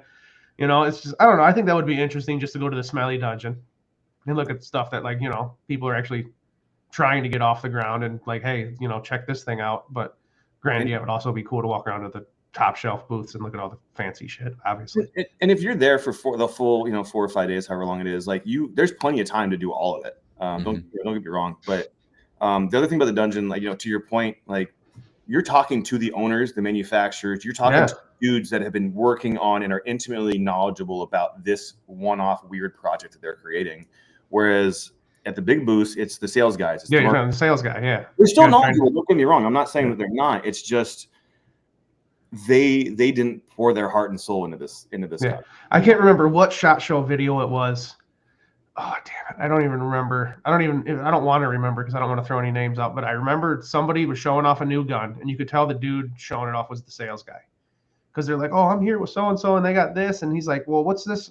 How's this getting to production and this, that, the other? And he asked him some question. The sales guy just totally, so yeah, hopefully by the end of the year. And I'm like, oh, he didn't even answer that question. He just moved on. I was like, he has no clue what he just got asked. Yeah. And I was like, okay, that's funny. That's, and I'll drop names. I don't care. So Ian did his interview with the guys doing the VSS. This is the exact one that I was referencing. Yeah. And so he did that interview and we all saw how that went. And immediately after stopped by my booth and was like, hey, have you gotten to see this yet? I was like, no, I haven't had a chance. He's like, yeah, so it's not a hit piece, but it's going to sound like it because I asked him some really hard questions and he had really terrible answers to them. And I was like, Jesus. Okay. I was like, fair. I mean, because Ian understands the history and how the development cycles and all this kind of stuff works. And he was like, I asked very specific, poignant questions, and the dude just kind of looked at me with the deer in the headlights look, and as we all saw in the video. Yeah. He was like, that wasn't my intention at all. But that's the way it went, because that's what I was looking forward to looking at, because my buddy, I got a good friend over at the B&T booth. And so I went, and BS with him a little bit. And I was like, why is there an AR bolt in this thing? Like bolt carrier. Like I can see, like, I understand parts compatibility and, right. Yeah. But like you're creating something out of nothing and then wrapping it in a exterior package of something else. That's not what I want. That's not what the consumers want. And especially for $7,000. Sorry, buddy. Like, yeah.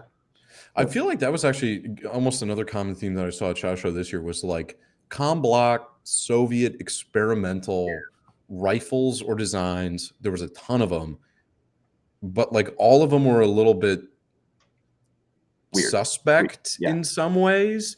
There was the company out of Texas where they were like, yeah, we're going to make an American-made SVD. Yeah. And to kind of, I don't want anybody to fail, but I'd like for people to be a little bit realistic with the consumers about like, hey man, the Soviets could produce this because they had a literal command economy that said, we're going to make this. Yeah. And they could produce 1 billion of them because they could. Like they didn't have to worry about like overhead and salaries and healthcare. They could stamp out 1 billion top covers, and then they were like, well, all these kind of suck. We're just going to throw them away. They probably wouldn't do that because that's who they are. But yeah, those are military parts now. Yeah, exactly. But like, you know, they could, if there were some QC problems, it's just like, oh, well, we can make more. You know, it's not the end of the world. But if you're going to churn out a custom one-off, and like I know for this VSS, it was like, yeah, we're gonna like work with B&T. B&T, I think it was laid out in the video. B&T, like if you just like write up kind of like here's what I want in a can, they'll make it for you, but it's going to cost you. It's kind of the triangle, you know, cost, time, everything that goes along with that. But like, hey, we're going to make 5 of these a year. Okay, like the run for B&T in order to do that is going to cost you. It's going to be like 50% of the cost of the gun.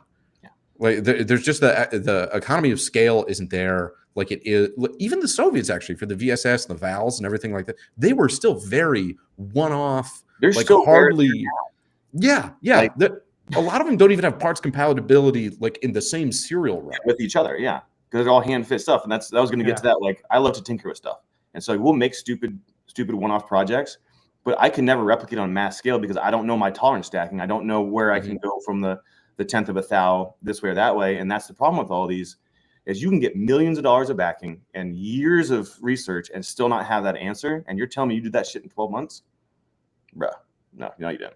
I mean, you did, and you'll make 1 or 2 that work. But if I need a new part, you're gonna need the whole gun back to refit and to redo because you can't just manufacture and ship me a new part.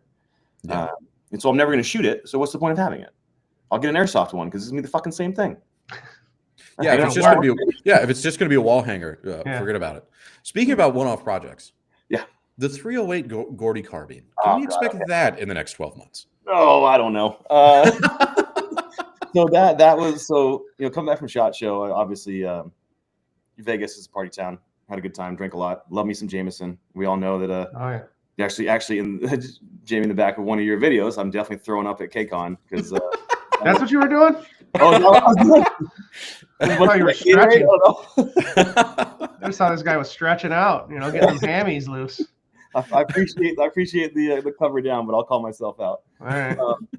And so like to party in Vegas, so come home a little hungover, and I'm like, man. So I'm getting insomnia. I'm like, it's like 3-4 in the morning. I'm like, 308 Gordon carbine. I've got an AEM 530. What would that look like? How hard would that be to do? Well, I have not seen one of those before. I'll tell you why. They don't make 308 carry handle uppers anymore.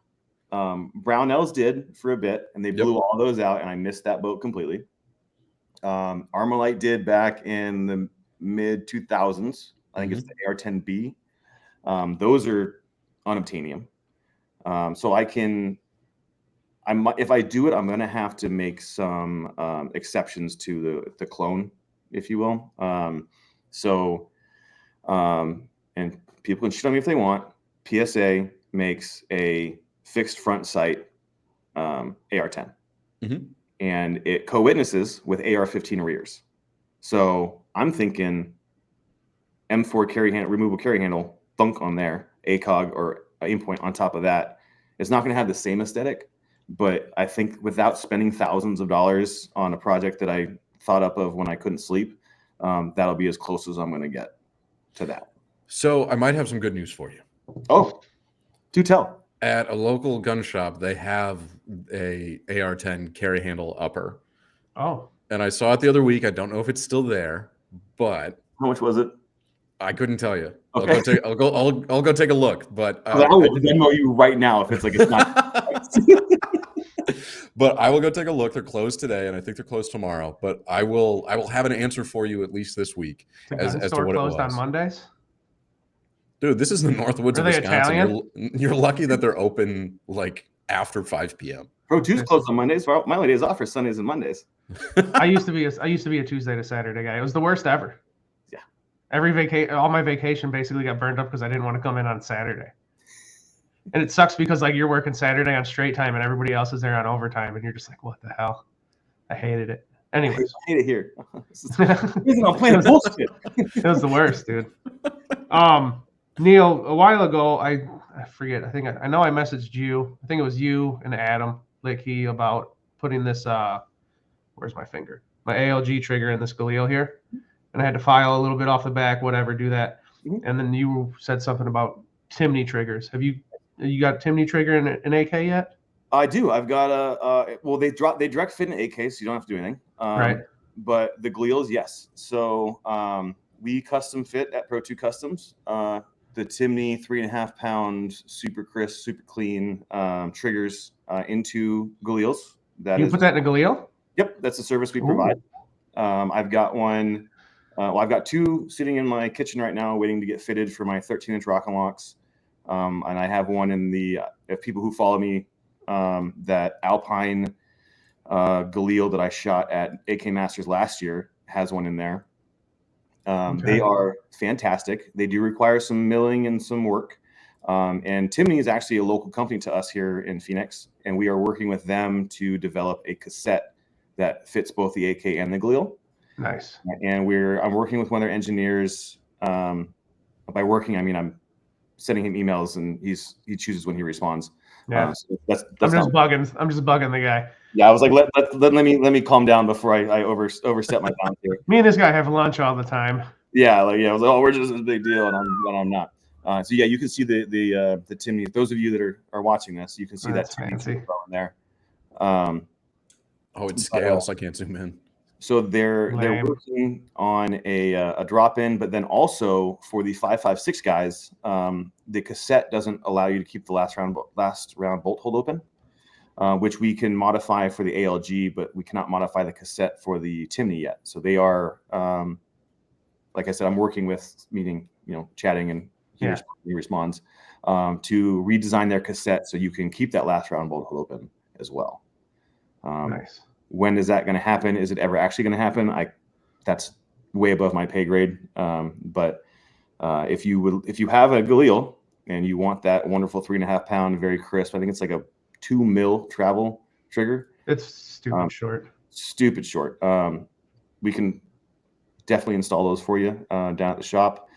I'm literally getting rid of all my ALGs and putting those. That's what you told me, and I got Timney in this 103 here, and it's not I don't think it's a bad trigger at all. I think it's a great trigger, but it's definitely taking me some getting used to compared to using ALGs the whole time. There's like no travel in the reset, like you said. It's just you barely move it, goes off, reset, goes off. It just takes some getting used to. I do like it. It's just different, but it's very nice for what it is. And I think honestly, for the price of what I got that Timney for, it's cheaper than ALG, like the UL triggers, definitely. Yeah. So the other piece to that too is like Andre Vu, one of the guys that works for us. He was running ALGs, put a Timney in, and he hated it. He was like, "This thing's trash. I can't hit anything. I can't go fast." Because ALGs, you're used to, you're a lot of movement. You're always staying on the trigger. You're riding the race. Yeah. With the Timney, if you're taking precise shots, get on it, prep it, squeeze it. Yeah. But if you're trying to go fast, you got it, and it's hard. It's a different rhythm. I'm going to tell you the cheat code to make it work. And it's as contrary to every shooting you've ever done. Slap the trigger. Really? I learned this was taught to me by Nils. This is JJ Rakaza. This is like a bunch of people that are way, way better than me.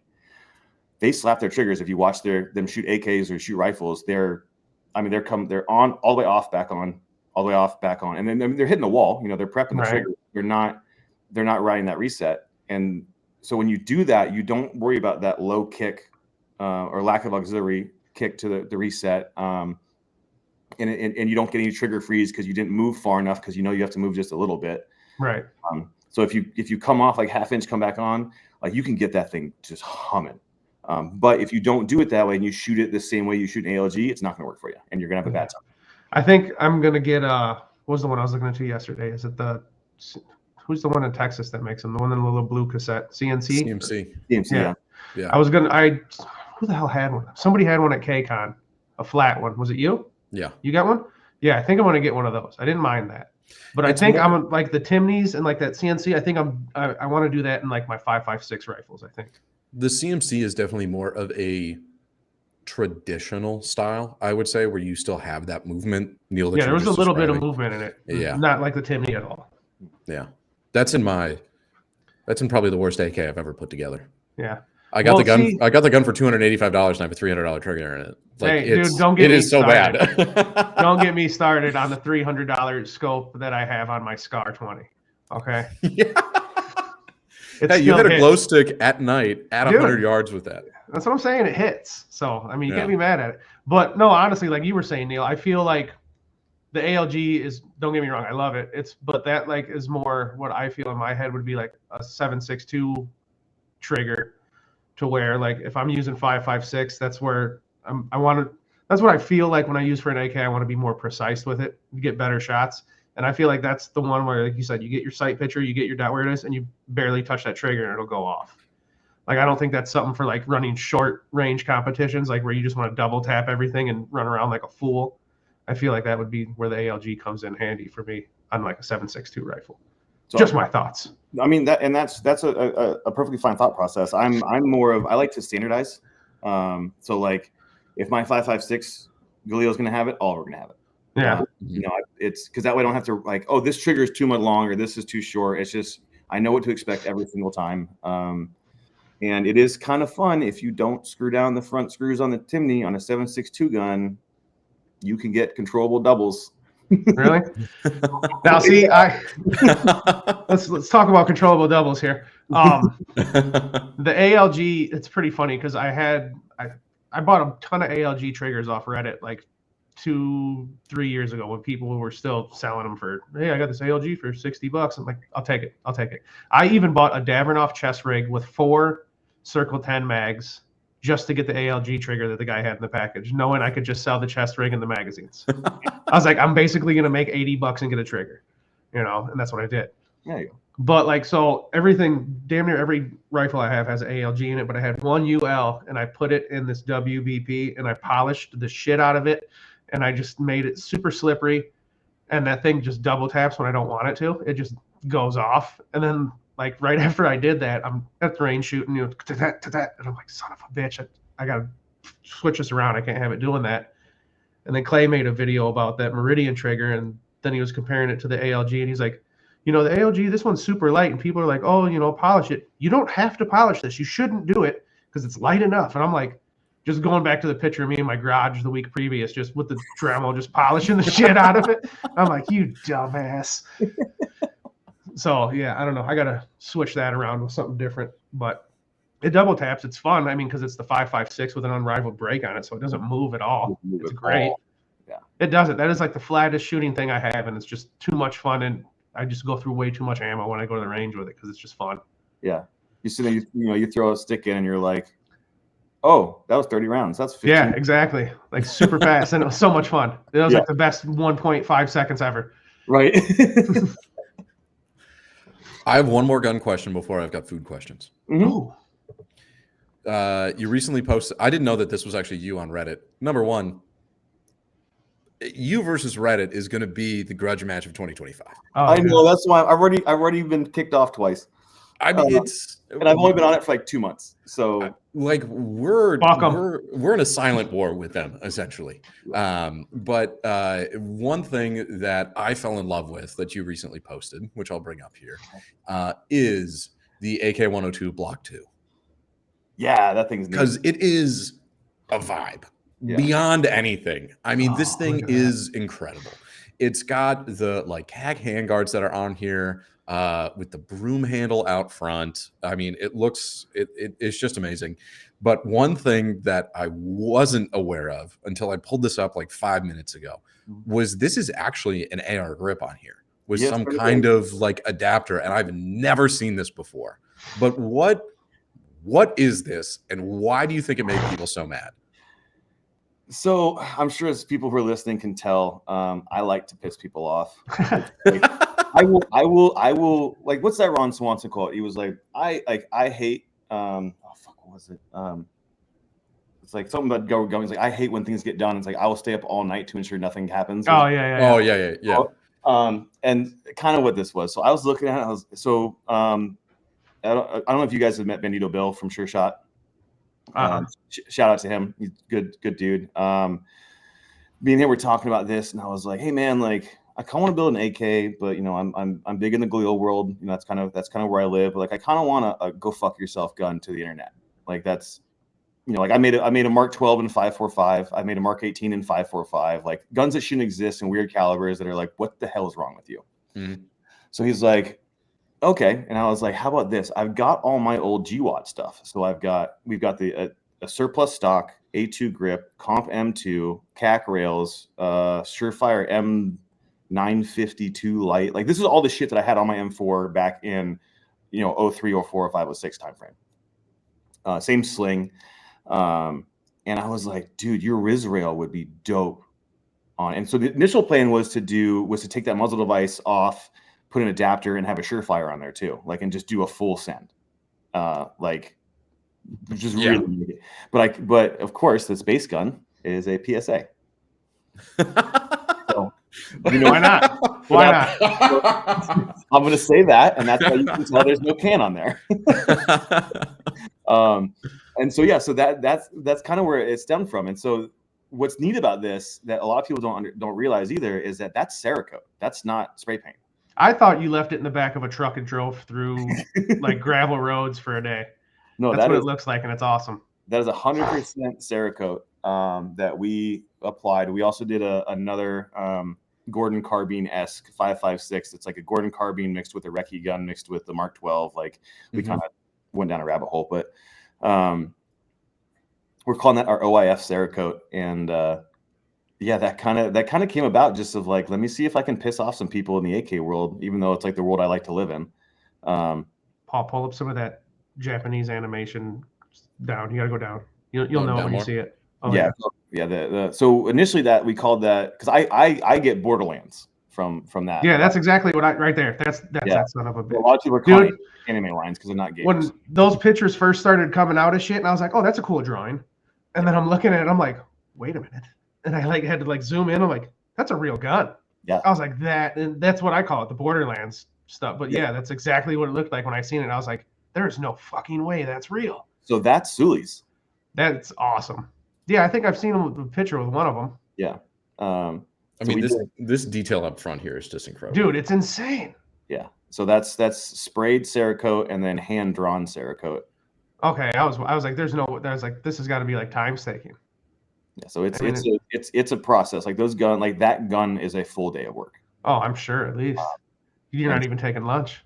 And that's what people they're always like, oh hey, like you know, how long is that project going to take? And I was like, it's going to take weeks, bro. And they're like, why? I was like, because I've got 40 guns in front of you, and if I just do one, like I try to batch stuff, or my boss, I'm not trying to speak out of turn here. I'm the 2IC. I'm not in charge of anything. Neil, you're great. Don't beat yourself up. I'm not trying to, but I'm also like, I know this the internet, right? It's going to be out here forever, so I want to make sure I'm clear in what I say, because people seem to forget subtleties. Yeah, when people make statements, so I want to try to get ahead of that. But that is just so amazing. Like you just take full, it's a full day to do a project like this, and we've been ruined by the Amazon of I buy it now, it gets delivered by the end of the day. Oh yeah. And so everyone's like, well, why can't I have it tomorrow? I'm like, I'm not even gonna look at it for 2 weeks. Like, bro, calm down. So it's that's what I need right there, the Kydex Zen pouch. So check that out, that Rio Salado truck. Yeah, dude, hit me up. We make those now. So this is an armored vehicle that the range bought, that they brought to us for us to paint for the USPSA Area 2 prop. So all of that is hand painted with spray paint. That's awesome. That's really cool. You guys are doing some amazing stuff over there. I'm not gonna lie. Every time I see a post from it, I'm just like, that's awesome. Well, and that's the big thing is that we do it because it's hard, not because it's easy. Oh, and it's awesome looking. No one else beat that. No one else is doing it. That's why everybody else is falling behind. We really sit there and tell everybody, just catch up, bro. 40K has been huge these past couple of years. Yeah. I know a lot of guys that are getting into it and seeing things like this. It's been great. it's getting even bigger now with the game coming out. Is it out already? I can't remember. It is. And then what's his name from The Witcher is going to be doing a TV show for Amazon with 40K as well. My friends are going to, if Alex, if you're listening to this, this is as much 40K talk as you're going to get out of me ever.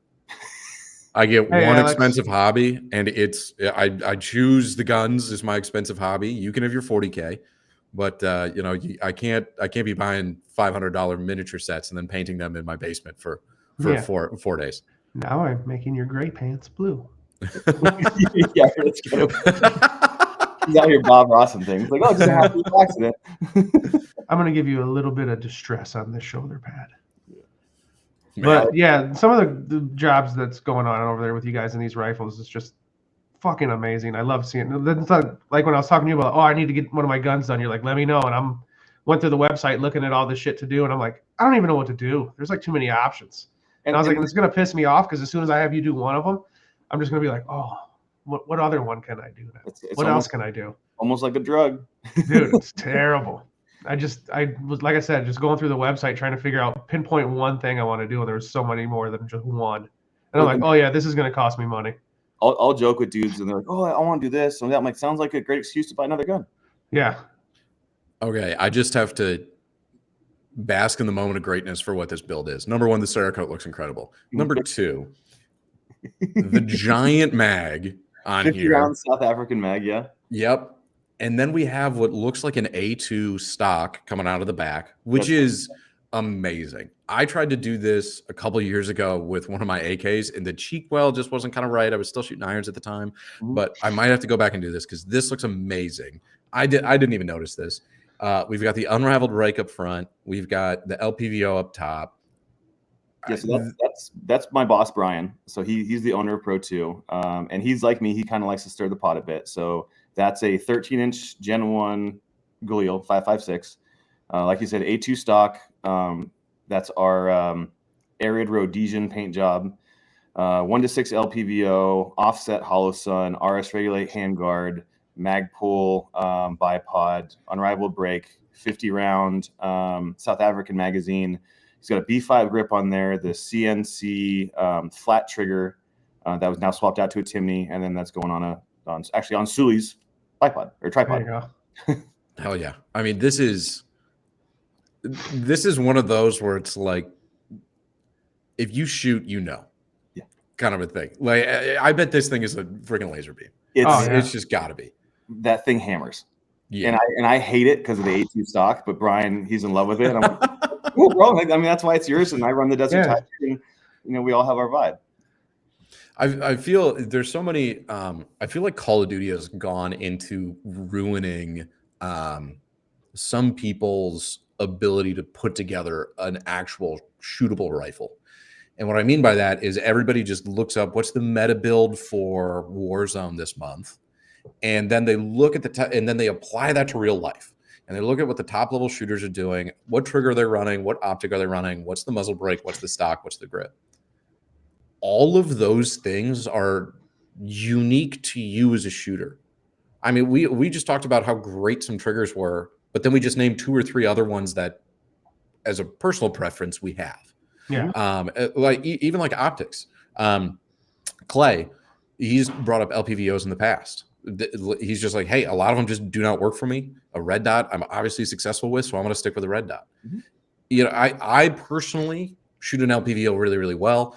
Red dots, I'm starting to get better with, but it's like when you see this is very much in tune with that shooter. Yeah. It's not like this is not the meta build where if you build this out, you're going to be cranking, 1-1 splits or anything like that. Yeah. Like that is a skill issue, not a build issue.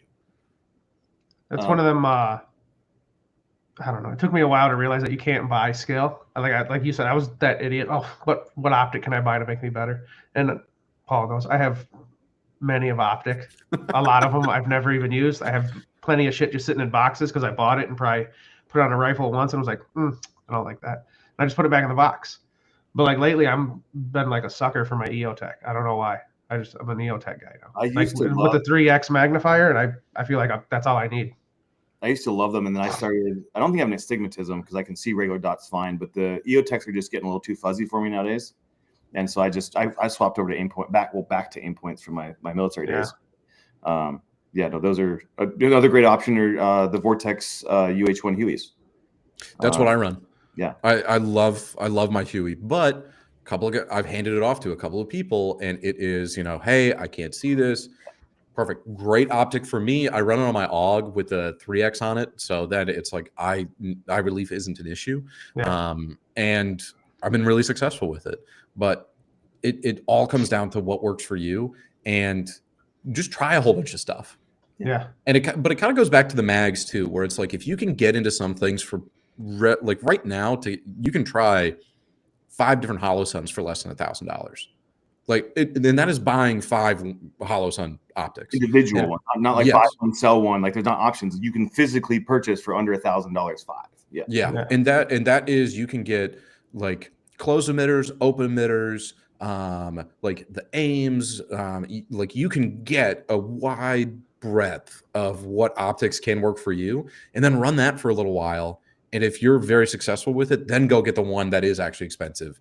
That kind of matches what that works. But well, see, that's like the gold dot, this HoloSun gold dot. I got that. Beat some guy down on Reddit for that. Loved it.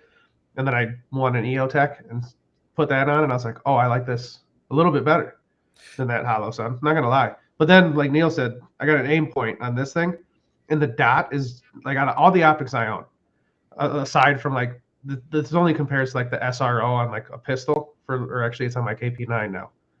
But like it's just the most crisp, cleanest dot out of like all my optics is that aim point and like a Trijicon SRO. Everything else is slightly fuzzy to me, but these are like amazing. But I also won that in a raffle. I didn't pay full price for that. Actually, I know that we have got a lot of gold dot enjoyers. Oh, dude, they're amazing. Neil, have you ever used one of them? I honestly have not. Oh, dude, forget about it. I'll bring this to, if you're going to KCON, I'll bring that, and you just mess around with that. It will not be at KCON this year. Son of a bitch, nobody's going but me. Everybody's leaving to go to Masters. Whatever. Yeah, hey, I mean, Masters ain't even that cool. That's what I heard. Well, I have to go for work. Yeah. But I mean, honestly, I love KCON. I had such a good time the last 2 years I've been. It's just logistically the hardest one I do a year. And that's the only reason I'm not going to Masters. It's all logistics and kids graduating. Like for me, like Masters is the logistically outside of the ones down the road for me. That's the easiest logistically for me to go to. I'll be there next year. So it's. I went the very first year and I was very unimpressed, and I went last year and I was like, yeah, we're fucking coming back to this. Hell yeah. This will be my first year at Masters. I managed to convince a lot of guys from up here to go down. So we're actually getting a party bus. Hey, yeah, it's gonna be the best time ever. He might not graduate. He might not graduate. We don't know. I think he could graduate right now if he wanted to. Well, why doesn't he? And then you can come to Masters. Nah, I don't think it works. I don't know. Get in the comments. Should he graduate right now? Get in the comments. I want to go. Believe me, I'll be there next year. You guys go lay down the land. That way, next year you'll be more prepared. And then you'll be like, Jamie, you're coming with us here. We're gonna have a great party bus. And then all I'll hear is it was a lot more fun last year when Jamie wasn't here.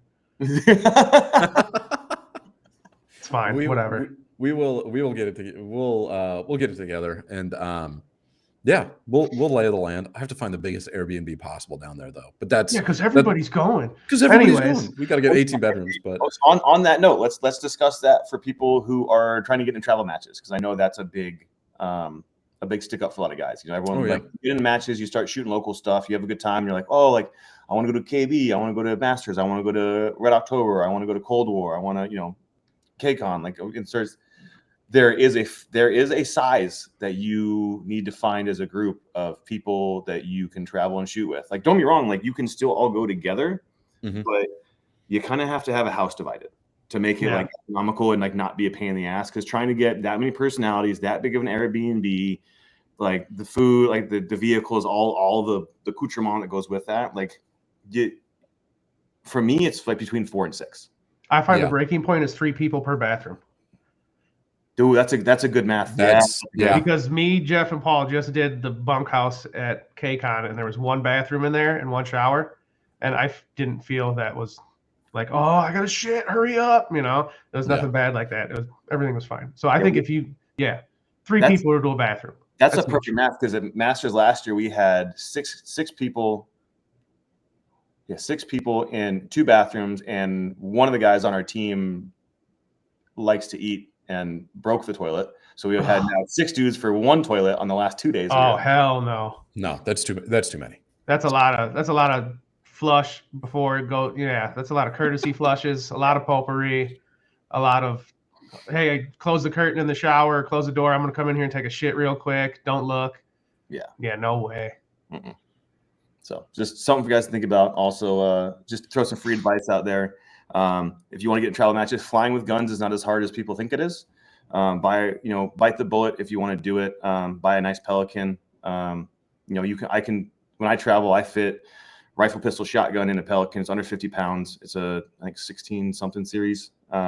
It's they mark it as a 3-gun case. You bring that. You especially go get yourself a credit card that gets airlines miles. You get 2 free checked bags for the most part. I've got one for every major airline, so I never have to pay bag fees. So all of a sudden that's disappeared.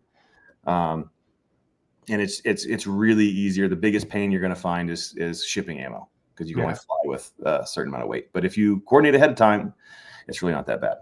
What do you typically do for the shipping ammo? Will you reach out to somebody that's working for the match, or if let's say you didn't have the connections that you do have, would you reach out to somebody at the match and say like, hey, can I like ship to the range? Or so that's what I did for KCON. So I didn't have anybody my first year when we all met. I didn't know anybody out there. So me and Mario reached out to Matt, and we're like, hey, we need to ship ammo. Who should we ship it to? He goes, send it to the range.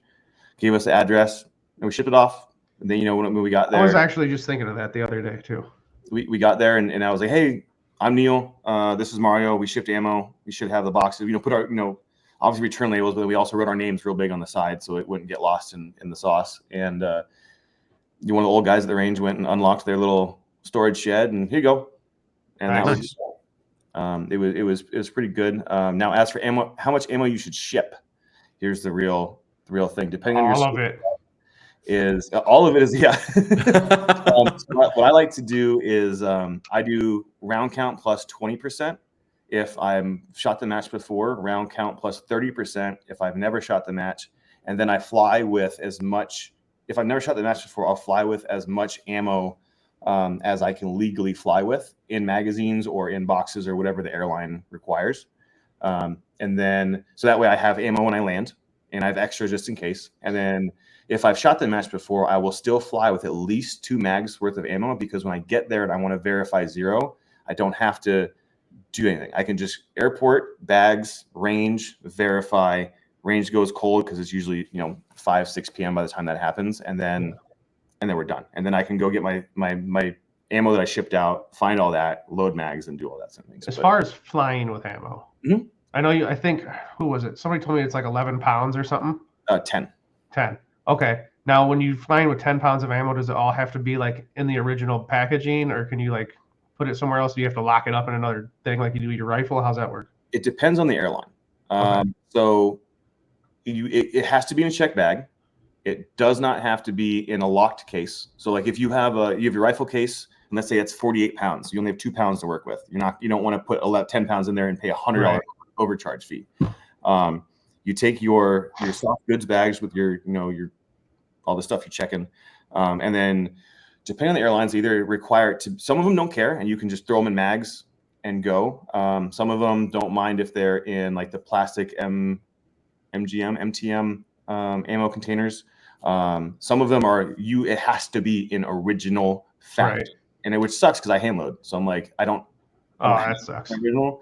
So what I found for 5.56 is all those USGI stripper clip, those green bandoliers. They come with cardboard box stripper clip. Take your 5.56, load it up on there, put it on there, put in the cardboard box, put the box in the bandolier. Bandolier goes in, and they go, that's factory, that's USGI factory, and they can't say anything about it. It's just check the airlines, because like I said, they're not consistent on their ammo policies. They are consistent on the weight, but they're not consistent on the packing. Okay, that's noted for everybody who's curious, because I've been told that by like was it Mario and like Rodrigo and like even Clay, a couple people were like, oh, just fly your rifle down here, let me know, I'll grab it, and then you can just fly down here. That way you don't got to drive 20 hours to get to Texas. Yeah, I don't know how you guys do those drives, dude. Dude. I used to be a road warrior. I could do when I moved I was in Washington, moved down here to Arizona. It's 25-hour drive it straight through. Anything more than like 3 hours now, I'm flying. Like I can't do it. I definitely think next year K-Con and stuff or K-Bash is definitely a flight, not a 20-hour drive anymore. This is just a Midwestern thing though, where we just drive. Everybody in the Midwest is just like, it's 6 hours away. Let's just go. What are you doing this weekend? Driving to Kansas. For what? I don't know. I heard there's barbecue out there. Yeah. I did that for work a couple of times, and it's for door-to-door, office-to-office is 12 hours. And then for masters this year, it's going to be 16 hours. So we're getting the party bus, and we're going that way. I think that's the move. I didn't even think about doing a party bus. Yeah. So I'm thinking we're doing like a 12-passenger van, and then we can just kind of switch off, and we'll cannonball down there, and then shoot, and then cannonball back. Dude, and I think that'll work out. Yeah. At least I hope it will. Otherwise, 17 people died today. Don't call me if you get a flat tire, dude. I don't want to hear it. What are you going to do? Drive 16 hours and come save us? Nope. I'll make sure you don't even have a spare on that thing. No, I wouldn't do that. I'd give you guys a can of Fix a Flat and wish you the best. Hertz will do that to you. That will leave you stranded. You heard it here first. We're at a 2-hour mark. I don't know if anybody's got a hard out or anything. I'm just throwing that out there. Nothing here. This is all I got going on today. All right. Paul, you want to talk about food? I do. So you're famously, in a past life, were a fisherman up in Alaska. Yes, sir, I was. What is the best way to eat wild-caught Alaskan salmon? Straight out the ocean. So here's let me give you a little backstory too. I hate seafood. Okay. Get the hell out of here. I used to be a crab fisherman out in Alaska where some of the best shit ever comes from, but don't put that shit on my plate. So I'll eat the stuff that we would catch when you're fishing. So just to give you a little preamble for those that don't know, which is probably most of them. So I'm born and raised in Alaska, just a little town just outside of Anchorage called Chudiak. When I got in the military, I took a little time and did a little life exploring and experiences because my father told me there's 3 things you have to do to become a man: join the military, go to war, go crabbing. Right. So I had one of those left to do. And so again, my hairdresser in Seattle, I have this weird connection with hairdressers. Her dad owned a giant, like the biggest crab boat Alaska's ever seen back in the 80s. And then it caught fire and sank. Everyone survived. So thank God. But they bought a small house forward boat, and her brother was, he runs the boat during salmon season and is a deck boss for crab and cod in the winter. And they were down a guy, and she was like, "Hey, my brother was, asking me if I knew anybody that wanted to go fish." And I was like, "Fuck yeah. Like, I've seen Deadliest Catch. That looks sketchy as shit. Let's go." Yeah. Sign me up. Like, it's a life experience. We just keep adding to the list. So, as someone who doesn't like seafood, like I just mentioned, don't like sushi. I get seasick. I hate being wet and cold. I'm the worst person to be a fisherman. Oh my God. Yeah. We just made you check all these boxes. How do you feel about this? And they were all no's. And then you still want the job? And Neil's like, yeah, sign me up, dude. Yeah, I'm in. Like, cause I'm a collector of life experiences, and my life goal, honestly, to this point has become, I want to be the living embodiment of the Dos Equis guy. The world goes but I want to have those stories to be true. Oh yeah. Right. And so that this was like the first step. I was like, if I can do this, I can fucking do anything. Cause like, I hate everything about this. And if I hate everything about this and I still make it and it's fine, we're good. And let's be honest, the money's really fucking good. That was the main push. Like, you'll do anything. Some of the shit I do for money is ridiculous. I mean, I'm not like selling my body or nothing. I'm just right. Yeah. As far as work. Well, as far as work. Physical labor. I do things a lot of people wouldn't do. So like, if you're looking at, at the time I was bouncing at a bar in Seattle going to school, not doing anything nifty. And I was like, oh, like $1,000 to $2,000 a day. Okay. Hell yeah. Good start. So, got on as a full deckhand, went up, did my first crab season. And it was as wild as you could imagine. went and did that. We stuck around, and then we swap our boat over, take all the pots off, take all the gear off, swap it over to drag for cod, which is where you have that big net, and it's got the big wings, and it kind of basically flies right above the bottom of the ocean, and it just scoops up all the cod. And then what I didn't realize when I signed up for this was so cod is whitefish, right? And it's only white because you have to bleed them. So you pull your net and you get a 500,000 pound draw of cod. You have to bleed every single one of them, because if you don't, the blood leaches into the meat, and then they can't sell it because then it's pink. What happens with cod when you reach under, you got a knife, you got to gaff it, slice it, throw it. Well, when cod get bled, they come. So you're sitting out there for like an hour, gaff, slit, throw, spray, gas, and so you're just speckled with cod cum and blood, and it's all on your face, and then you got salt water, and then and you're like, you lick your lips or something. Oh, stale. Like it's not as glamorous as people think it is. So you were experienced for SHOT Show Week, is what you're telling us. Yeah, that's what I'm saying. When you go through these kind of life experiences, all the other stuff that happens down here in the lower 48, you're just like, it could always be worse. I didn't know that you guys were net dragging for cod. I really thought that you'd be out there like trolling, or which I fish on the Great Lakes trolling. So I thought it was just kind of like, oh, it's just that on just like a more grand scale. So they do that for pollock. Oh, okay. Yeah, which is the other white meat. That's what all your I think like Ivers and all those. That's why they're like, oh, like get your, not Ivers, but Long John Silvers and all those guys. Hell yeah. Get your you guys are the ones that keep that fucking company in business, aren't you? No, did they close around here? I was a little Never been. off. There's two down here, and I've never seen anybody in there. Nope. Actually, the funny thing is I go for the chicken. I don't know. As weird as that sounds, I'd rather have a chicken plank than the fish there, or a hush puppy. Anyways. Yeah. So you trawl for pollock, and that's the real cheap fish that they use the most of that. That's why when you go and they go, oh, we have Alaskan cod, and that's why the extra surcharge. It's because they got cod, and it's only like, I think, and prices always change, but it's something like 4 cents a pound for pollock and like 18 cents a pound for cod. So like there is when you're doing massive amounts, like it adds up pretty quickly. But so we did you do that, and then after cod season is when pollock pops up, if I remember correctly, and then you come home for about 2 or 3 months, and then you go back up. If your boat's rigged for it, you go back up for salmon, which is now we seine for salmon, which is where you take your main boat, a drag boat, and a net between the two, go out, and then you kind of just sit there and let the fish swim into it, and then your skiff comes back around, passes off the net, you pull up the seine, and now you have a big purse full of fish, and you slowly pull that into the boat and sort salmon from like sharks and like big ass fish. Like and sometimes you'll get whales in your net, and they'll rip your net, and then you're down for a couple of days while you have to like pull the net up and sew everything up. Jeez, it's an experience. What kind of salmon is up there? Are those kings, coho? So we would usually do reds, pinks, and king. So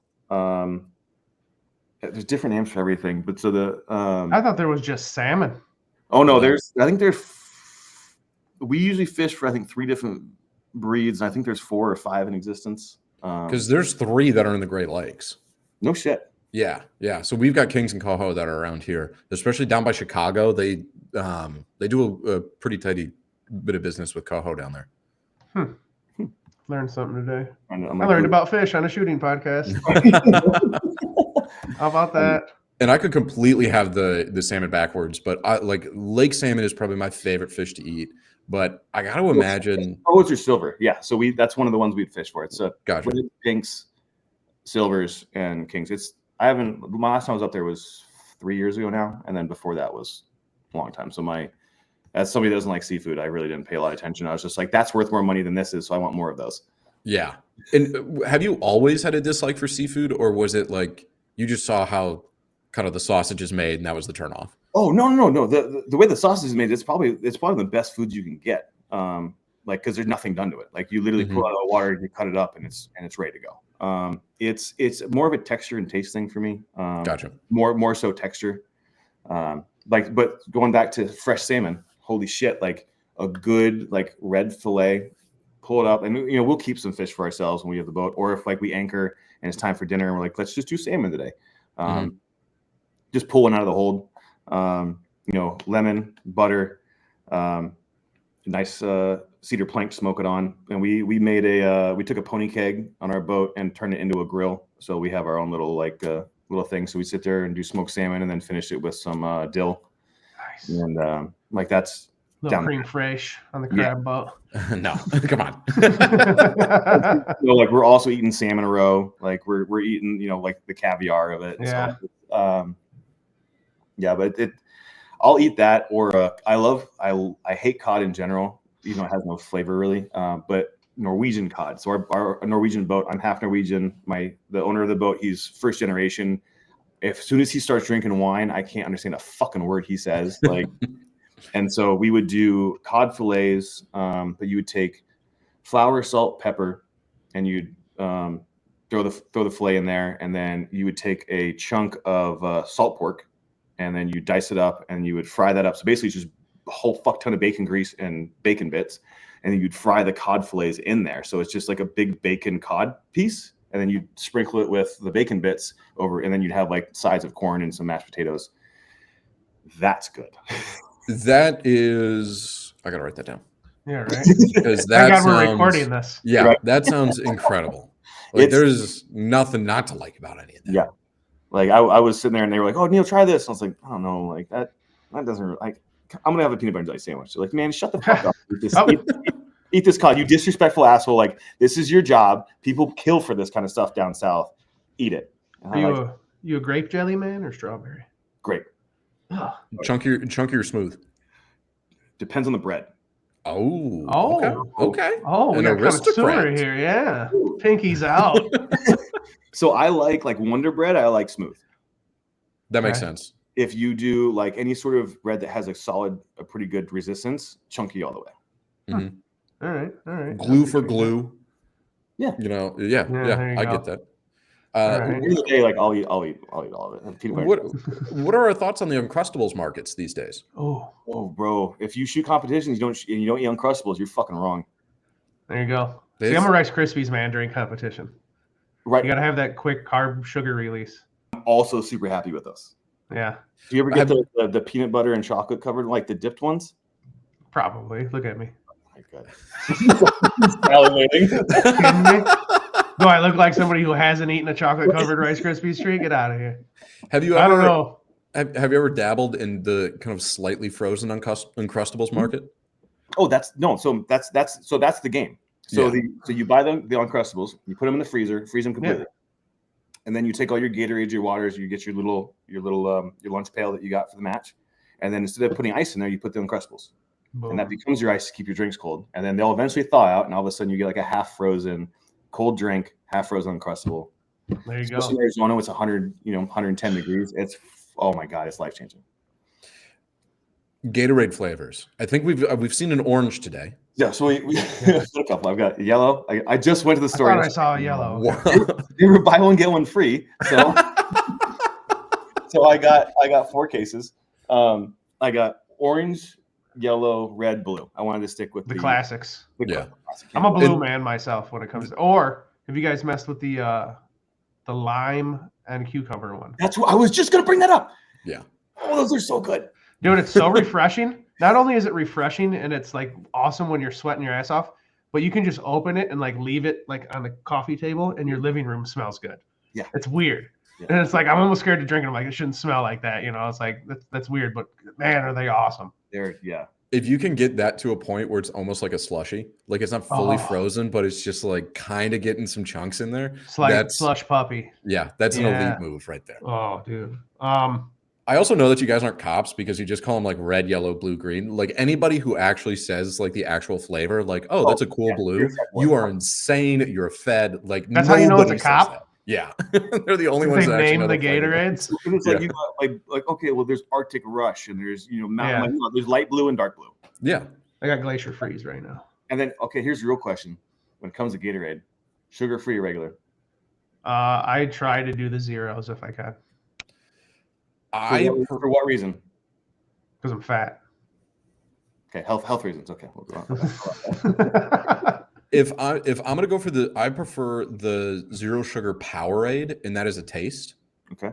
I think that they just taste a little bit better. Actually, around here, and I think you guys have a Culver's out in Arizona too. They have Powerade on The tap, like on the dispenser. That is incredible. I love that.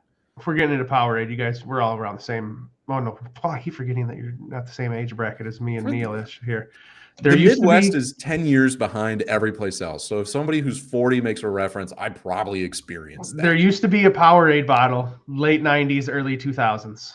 And it was like, you know how Gatorade's got the one with the twist top? You know? Yeah. It was like a Powerade bottle that was competing with that, where it was like a squishy top. Like it was like a ketchup bottle top almost, you know? And it was the best. It was fucking amazing. The bottle was easy to squeeze. You could just get a blast of amazing Powerade, and then like it was awesome. And I think it was like out for about a year, and then it never came back. And then it was like the best drink bottle ever. And I don't understand what happened to it. It was like the mass-produced Gatorade bottles they use like NFL teams. Yeah. It was like that. Yeah. I remember. Oh, it was amazing. Those were the best. There used to be a Fruitopia man too back in the day. Oh, I haven't heard about that. I haven't thought about that one. Yeah, that's been a while, man. Well, that's if we're talking old school stuff, Sobe. Yeah. Oh, yeah. Really? The bright pink one. No, yeah, I think that was strawberry banana. Yeah, I love that one. We're drinking. Was that the one with did it have the gecko on the front? Mm-hmm. Yep. Yeah. Okay. Yeah, I remember that one. That was a really those were solid. I like that a lot. All right. Gatorade now has kind of their I guess they're competing with Pedialyte, where it kind of comes in the square bottle and they're a little bit smaller. I just had 4 of those the other day because I just got over COVID, but I had to get the Gator Lights, I think they're called. Something I like that. those a lot. I like the Gator Lights a lot. And they have a blue one that's in there where it is like concentrated blue. I think I had a blue, an orange, a blue, 2 oranges, and a yellow. And I wasn't mad about it. I can't do those Pedialytes though, because again, I'm a big consistency person when I eat drink, and it's just thick enough that it like my brain's like, this is not. It's like drinking Dasani. It doesn't even feel like water. Yeah. It's like too thick to be. I'm like, the hell did I just buy? Yeah. The Gator Lights are a little bit smaller, and they don't really have that thickness to them. Like they're a little lighter. Pedialyte does. A little watered down. And also, you're supposed to cut Pedialyte. Like people just drink Pedialyte straight from the bottle. You're supposed to really? Yeah, you're supposed to. Oh, I was 40 years old. And I didn't know that. Yeah, I've seen people just chugging Pedialyte. I didn't know you're supposed to cut Pedialyte. I also don't have kids, and Pedialyte only exists for me when I'm hungover, so I'm not cutting fucking nothing with anything. Yeah. Like a man. I drink my Pedialyte like a man. Drink my whiskey straight, my Pedialyte straight. Let's go. There you the go. Full power Pedialytes. Give me 3 fingers of Pedialyte. Oh, cure this hangover. All right. I actually do have something to probably do in a little bit, but Neil, while we're still on the subject here, what's your favorite breakfast cereal? Hit me. Ooh. The last one I bought had to be the Reese's Puffs. Yeah. Like throw an old school one back. Cinnamon Toast Crunch has always had a heart. Somebody dropped the abbreviation of, because we asked him and he said, "Yeah, I like the CTC," and we were like, "Excuse me?" And he's like, "The Cinnamon Toast Crunch," and we were like, "Whoa, okay, yeah, he's got the acronyms for it." Yeah, I didn't know that was a thing. No, neither. Honestly, you can't have a bad cereal. Have you ever had? Whoa, wait a minute. Yes, you can. Give me one then. A bad breakfast cereal? Yeah. Have you ever had grape nuts? They're terrible. Don't come at. I love grape nuts, but they're good in yogurt. Yes, I'll give you that. Yeah, that's like all they're made for. My mom will take grape nuts and she'll sprinkle them on top of muffins, so that you get a little bit of crunch from like the grape nut on the top of the muffin, and it's really good. Grape nuts it's an add-on. It shouldn't be a by itself thing. It's an aggressive thing to eat on its own. Yeah. Or like I know there's some like Honey Smacks, Golden Crisp, is that what it's called? The frog or with the sugar bear? Oh, that yeah. Stuff. I absolutely hate that shit. Yeah. I just have flashbacks of when I was a kid opening the box and coming back to it in like 4 days, and it was just a solid brick inside of a tinfoil bag. I'm surprised you get that long. Like I open it up and it's gone. Like I couldn't stand it, and it made your piss smell weird. It does. You don't believe me? All right now, challenge on the podcast to anybody. You go eat a heaping Jethro-sized bowl of Sugar Smacks, Golden Grams, Honey Crisp, whatever you want to call it, and then go take a piss and tell me it don't smell like you just like pissed out a whole bunch of Golden Graham cereal milk. I hate that cereal. I'm doing it tomorrow. I really want to try this too. Yeah. You think I'm joking, dude? I'm gonna eat a whole ass box, and if you're wrong, like nah, I'm gonna wait for that text message. Yep, piss smelled weird. I told you. Fucking told you.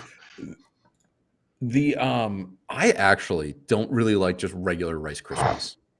Oh no, you gotta a little sugar on there. Yeah, you gotta church it up a little bit. Yeah, I feel like you have like 45 seconds to eat this. Otherwise, it's just gonna turn into like a soppy, like texture poor mess. Ooh, here's a Oh, you grew up in a 2-parent household, didn't you?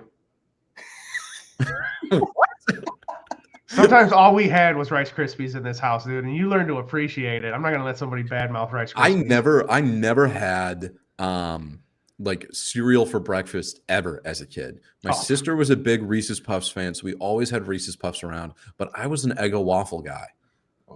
I had Eggo waffles every morning for breakfast from probably first grade up until probably my junior, senior year of high school. Like that was my Eggo waffles. Wow. And I like the lady, the syrup that had the lady on that, who I think she's recently been canceled. Yes. Yeah.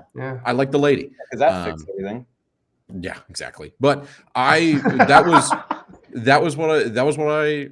No more racism because Aunt Jemima's Land not O'Lakes syrup anymore. Literally, my breakfast. Now that I look Uncle back Ben? at it, was essentially just canceled items because we had Land O'Lakes, which had the Native American. It was a better time. On the cover of it, and then I had the lady, and then I had Eggo waffles, all of which I believe have now been canceled.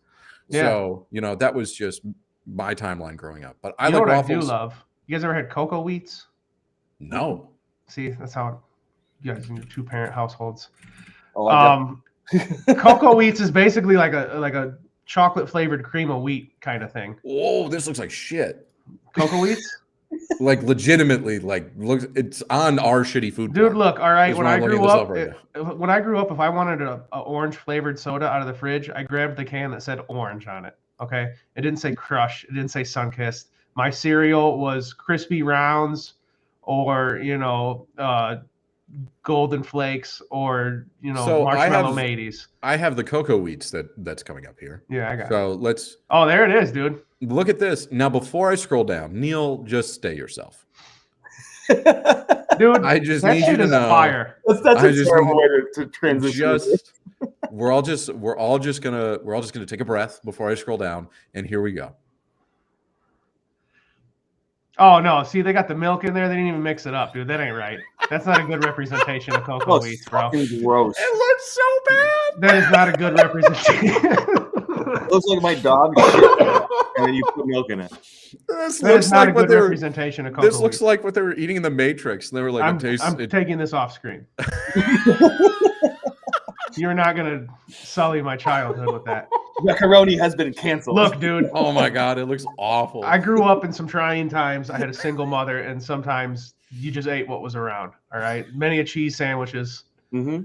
It was just you did what you had to do. And Cocoa Wheats, eventually it's in the cupboard for so long, and she's not buying anything else till it's gone. So you had to tough through it. And it's one of the things where you ended up eating it enough to where it wasn't that bad.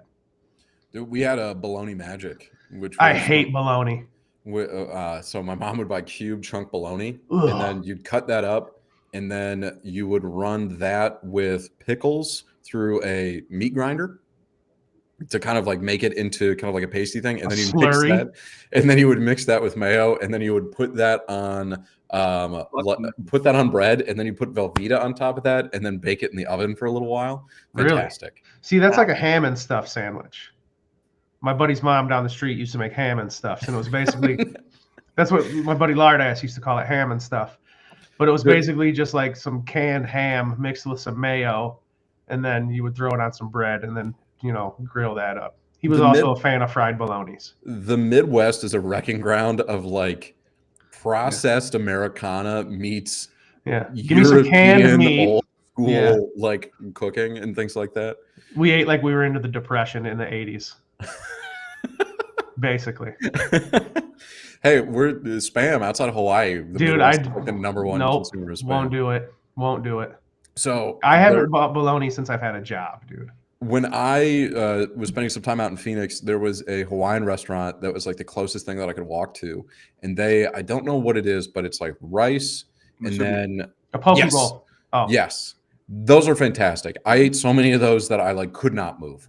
the rice with the Big fan. spam on top. Yeah, that's right. Rice, spam, a drizzle of either soy sauce or teriyaki wrapped in a seaweed. Yeah, see, I've always seen that, and I've always been like, maybe. It's a little Maybe. too salty. So like if it's thin sliced spam, I'm for it. Yeah, But like this, if you use soy sauce and like thick spam, that's just like salt and bomb. it is fried spam. So at least it's like there's a little bit to it, but it's like a salt bomb if there's too much. And I'm not into that. But when it's sweet, it's better. I just fire it into my mouth with a t-shirt cannon. I love everything to do that. Yeah. So I work with a lot of guys over in India, and they have like their ESPN top 10 over in India. And one of them was in Appleton, Wisconsin. There's like a AAA baseball team called the Timber Rattlers. And on their ESPN top 10 in India was this local baseball team to me where they were firing bratwurst out of a t-shirt cannon into the crowd. And the next morning, 3 of my guys messaged me and they were like, do you guys actually do this? And me being the uncultured asshole that I am, I'm like, yeah. Doesn't everybody? Yeah, why and they not? were like, no. So then Somebody's I gonna was, lose an eye to a fucking cheddar-filled brat. it's kind of like that. And sometimes they have them where if the tape loosens on the actual like wrapper, it strips everything away. So then it's just the hot dog or the brat. Just Okay, now flying see, slowly I didn't know through it the was air. wrapped in a bun and shooting. I thought they were literally just links No, flying out. it wasn't just the link that was flying out of there. Okay. But then I was like, hey guys, like, you know, for these test matches that they have for cricket, they go on forever. You guys don't have anything for like passing out? No, we don't do that. $1 billion idea. Go over there, but you need like a catapult to get like a heavy shawarma to kind of like get that out into the crowd. And then after that, you know, the sauce comes afterwards too, maybe out of a hose. But Jeez. I just really think that it's a ripe marketplace for airborne food that has not been tapped yet. I feel like somebody needs to bring back like the Gallagher style of comedy. Just You know, smashing. nobody hits enough fruit with watermelons on stage anymore. That's a dated man. reference for anybody who's born in the 90s. Right. Anybody that's joints don't hurt yet. Yeah, right. Anybody who woke up just fine this morning. You didn't start your day with no leave, then you get that reference. I actually did probably the most controversial food thing that I do to people, and I do it every Sunday. There's a local diner by me on Sundays. The soup of the day is the chicken and dumpling soup. It's how I like to start my day. Little soup for breakfast. That's weird. Okay. It's weird, but I fuck with chicken soup though. Yeah, I mean, don't get me wrong. I do like a chicken noodle soup, but I mean, it would have been weird if you were like a clam chowder on an early Sunday. I've done that before too. I like. Yeah, I bet you have. Well, it's a little bit different in the Midwest. Number one, we are a hardy fat people. Yeah, it's cold. It's very cold. Big sandwich town. You know, up I'm here. making meatball subs for dinner. Well, I'm Exactly. not, You but I see, will be it's just the way enjoying that it goes. Yeah.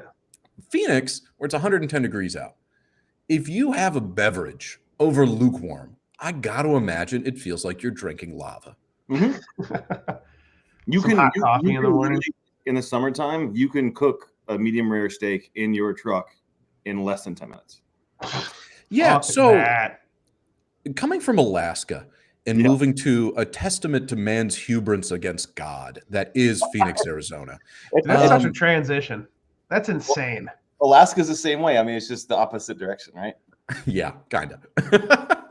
That's like you went from like 0 to 100. There was like no even like, I'm going to stop in Idaho first and just, you know, get acclimated. You're like, nah, bring in the heat. You know, I left. Showed up in a parka. The left Sandpoint, it was -40. I moved to Phoenix December 1st. So I left Sandpoint, it was -40. I got here, it was 70. And I'm laying out by the pool in my Ranger panties. My friends come over. They got hoodies on. They got their beanies on. I was like, what are you guys doing? It is gorgeous here. And they're like, you're fucking high. Yeah. I was like, give it a year. And a year later, and we were talking about this before, it's 70 degrees here. I had a hoodie on before we started recording because that's hoodie weather for me now. I got to tell you, hearing these words makes me really dislike you. See, that's like, okay, if I took That's like if you look at Winter K-Con and then like the video, I just have like a hoodie on. Granted, I had like a long or like a thermal long john shirt on under it and like another long sleeve hoodie, or like a thin one, like one of them sun shirts, and then just my hoodie. And like I can imagine you grab somebody from Texas, or Arizona, whatever, and just be like, hey, I'm putting you in Missouri. It's 10 degrees out on Sunday, and I could just see them bundled to the core with the parkas, the snow pants, and everything, and I'm out there wearing a pair of Carhartts with some long johns under it. Like, oh, 10, huh? Don't want to overdress. Don't need that fifth layer. No, I was wearing long underwear in the shop like a couple weeks ago because it was like 45. No. And I wish that wasn't true, but like I have some real nice smart wool that I have from fishing, and I put the pants on, put my jeans on, or Carhartts, and fucking t-shirt, hoodie, beanie, work apron, and I was like hand warmers. See, Paul, we're just different up here. No, I mean, I used to be like that. I used when I was I believe you. Colorado, like we were out in the fucking field for months at a time, and 10 degrees. But when you come down, come down here. No. Come shoot Red October. It was 112 degrees last year. I'll be running around in Ranger panties and a wife beater. So sunburnt to hell. I actually do want to come shoot a match down your ways. I don't know if it's going to be this year, but I definitely want to. I definitely want to get down. We can send Neil our rifles. Yeah, you literally just ship. You can ship. I can make it real easy for you guys. Ship the guns to the shop. Ship ammo to the shop. I live 8 minutes from Rio Salado. I have a 3-bedroom house to myself and my dog. Boom. You're good. Our shop is 4 minutes from the Phoenix airport.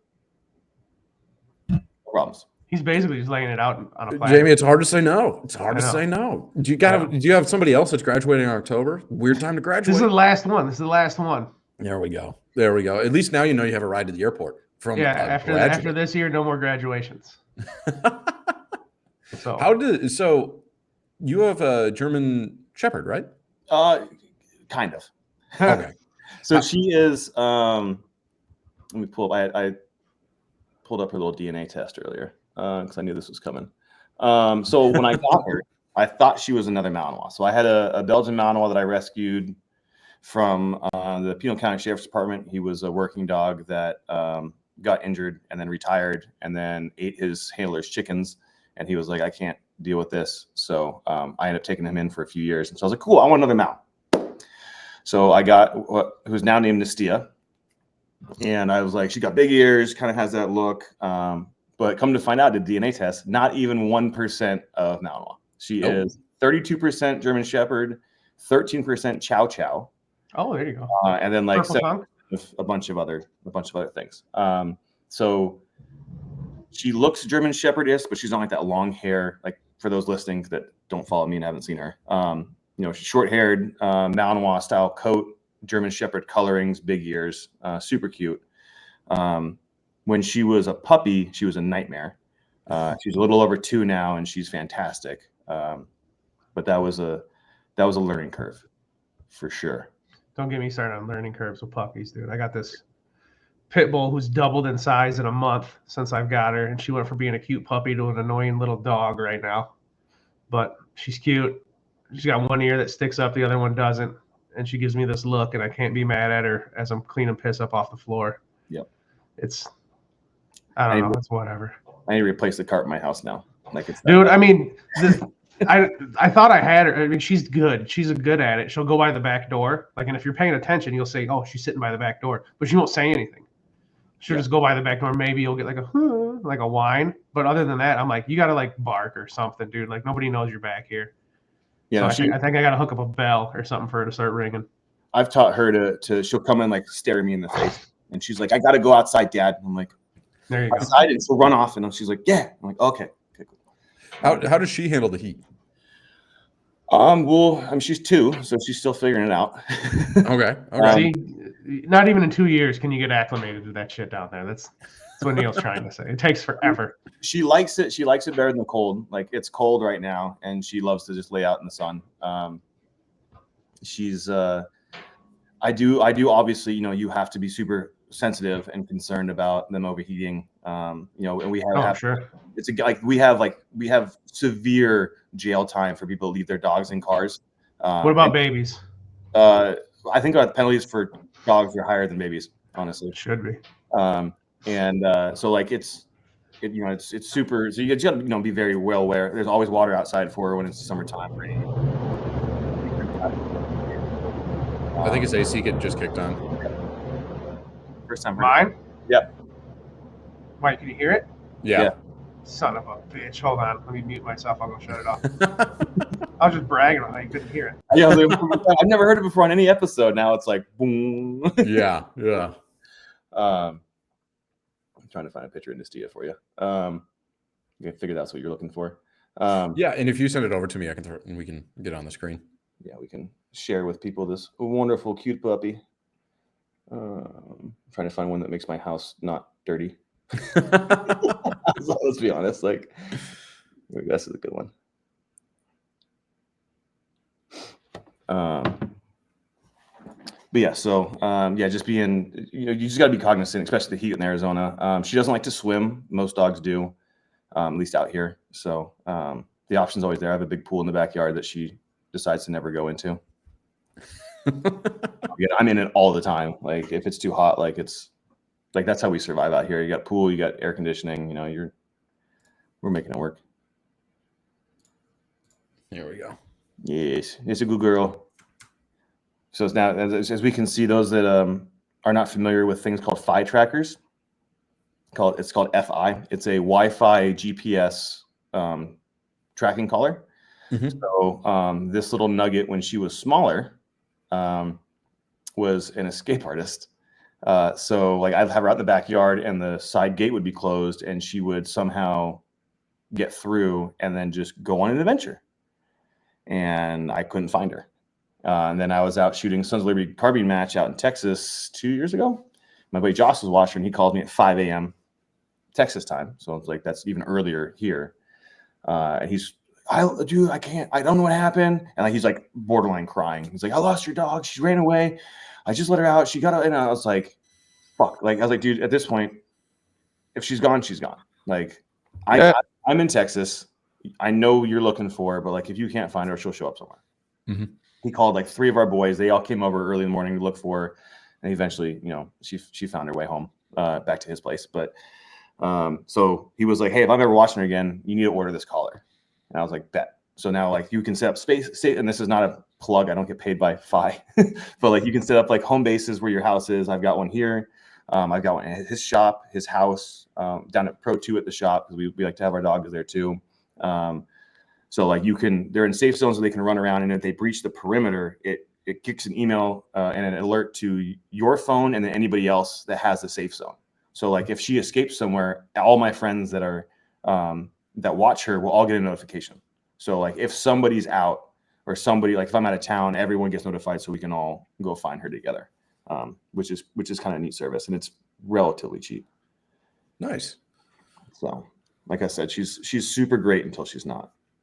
I was like, sounds like all of them. Yeah, I was like, the first year was touch and go. I was like, you're either going to be the best dog, or I'm going to hold your head under the pool until the bubble stops.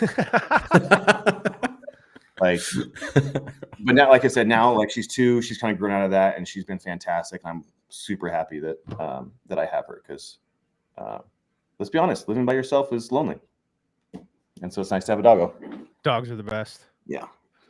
When they want to be. And that's the thing, is like when especially when you have smart dogs, and you're like, I know that you did wrong. Oh yeah, 100%. It's those dogs that are dumb and just doofy. I'm like, you're just an idiot. Come here, buddy. Like, you don't know any better. You're just stupid. I got friends like that. Right? Oh shit. But damn it, I'm having a good time, but I really do I gotta start meal prepping for tomorrow. Yeah, brother, no problem. But Neil, I'd love to have you back on. This has been great. Yeah, especially like after a couple competitions, and we can discuss some shit. And because I didn't even talk to you about getting dope on a rifle. That was a word I didn't even know about until I heard it from you. And that's like, I'm not trying to do drugs. You're like, no. Yeah, right. Yeah. Dude, I was like, right here at the competition. As kind of like one last thing, we can talk about dope next time. But I watched you and Sully shoot the 600-yard stage at Summer K-Con, because we were in a squad together. And kind of to tie this all up in one big bow, what Jamie was talking about beforehand, where it's, hey, if you want to be the best, you got to shoot with the best.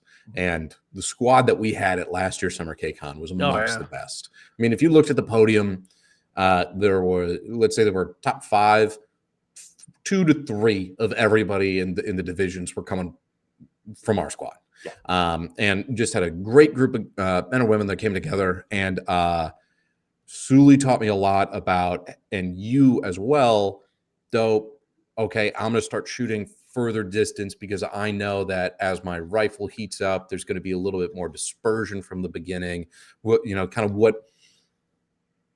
being intentional with what you want to do on a stage, what does that look like? Because I think before shooting with you guys, I knew what a stage plan was, but okay, moving with intention, what does this look like? I want to go to every single shooting position that's out here and just see what I can see from here, not just, oh, I know that I have to go shoot over there, and then I'm going to go through and kind of shoot all these.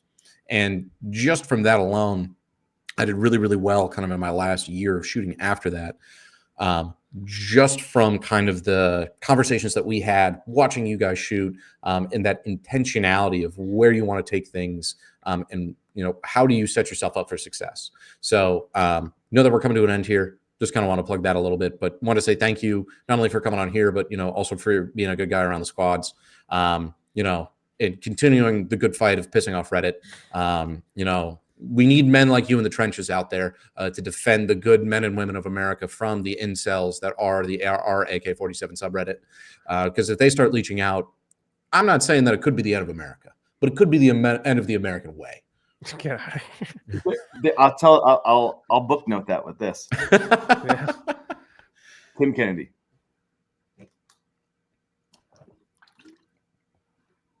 Uh-oh, I thought you guys were up and up on this. Say that again. Tim Kennedy. Some of your listeners will get it. Hold on. Is he the one where Staccato just came out and we're just like, we're completely... So he's a former SF dude, MMA fighter, embellisher of war stories. And so now this is the best part, and you're going to start seeing more and more of this. SF dude, what's the motto of Special Forces? Quiet professionals. Mm-hmm. So all of these dudes that for the last 25 years, the Global War on Terror, 20 years, however, I mean, it's over, but it's still going on. These guys have been on teams. They've been working. They've been actively shooting. They've been actively deploying. They've been training. They're sergeant majors. They're colonels. They're all these guys now. Guess who's retiring? All of them. So now all these grifters have been out here telling these fucking war stories and being a bunch of just lying shitbags. All the guys that were there with them that can validate or devalidate their stories are all retiring, and now they're allowed to speak, and they're all coming out, and the truth is coming out. And dude, there is a reckoning coming within the Brovet community that I am so excited to watch. Oh. All right. Well, I just looked them up. The Combat Accountant Part 2 on Shoot Are You Ready podcast. We'll just call it The Reckoning. Yeah, there you go. We can just go through and knock our way through that one. We'll just start, yeah. What might be a good topic, and not, I mean, this is let's kind of focus a little more next time and like talk about these things that we discuss at matches and things that to improve. So that way, not only is it a bunch of shit talking, but we can also maybe impart some wisdom and life lessons that we've learned together and as well as individually at matches, and things that you didn't know until you heard them and you're like, oh fuck, that's important. Oh, yeah. I didn't even know that was a thing, Yeah. I think that would be beneficial to your listeners as well as an easy free training time for you guys too. Yeah, right. Hey, absolutely. Especially with Masters coming up here, because some of us want to perform well. I don't know if the K-Con shooters amongst the group want to perform as well, because I don't know. They got to go watch somebody graduate. Paul's off the stream. We just keep Paul off the stream. All right, I'll let him back in. That was anyway. Bye. Click. How you like that? But yeah, but seriously, Neil, thank you very much for coming and hanging out. Much appreciated. Thanks for having me. As everybody else, I was surprised you said yes. A lot of people amaze me when they say yes, and I can't thank you enough for coming and hanging out, man. It's been a good one. I like what you're putting out too. I listen to all your stuff. I even started the day with the episode that drops this morning. So it was I knew you listened I did a live a while ago, and then you said something about Mr. Yellow Glasses. I was like, oh shit, he listens. And I was like, he knows that we call Clay Mr. Yellow Glasses. I do like that you said that. You were like, hey, I know that you guys don't like to name drop. We name drop all the fucking time. Yeah, Like we except for just the say that first we don't like to episode. do it, and then we absolutely always do it. The first episode, we really walked around it, and then after that, I'm like, you know what? Fuck it. Yeah, I know these people. Big deal. Yeah, You know? as you should. You're out here doing the thing, putting the work in, meeting the guys. Like, why wouldn't you say you know them? Like, and you're not bragging. You're just saying, hey, I shoot with this guy, and he told me this or this, because it gives some. I feel like it gives some credibility as well. There you go. You know, to like, Right on. it's not like, oh, my buddy told me to do this, and you're like, well, who's the fuck's your buddy? Is he just some random dude that doesn't know what the fuck he's doing? Or, oh wait, no, that's the national champion over here doing this cool shit. And you're like, there's Right. something. Little. I might know what I'm talking about. I just don't know how to do it. You got some street cred. Yeah. All right. Well, yeah, if you're listening, appreciate you. If you're watching, appreciate you more. Make sure you do the subscribe thing. Be a friend. Tell a friend about the program. And I think we're going to get out of here, but we'll have Neil back some other time and talk about more fun stuff. So thanks, guys. And we're going to get the hell out of here. Shooter ready. Yep. Shooter ready. Stand by. Shooter ready. Stand by. Shooter, are you ready? Stand by.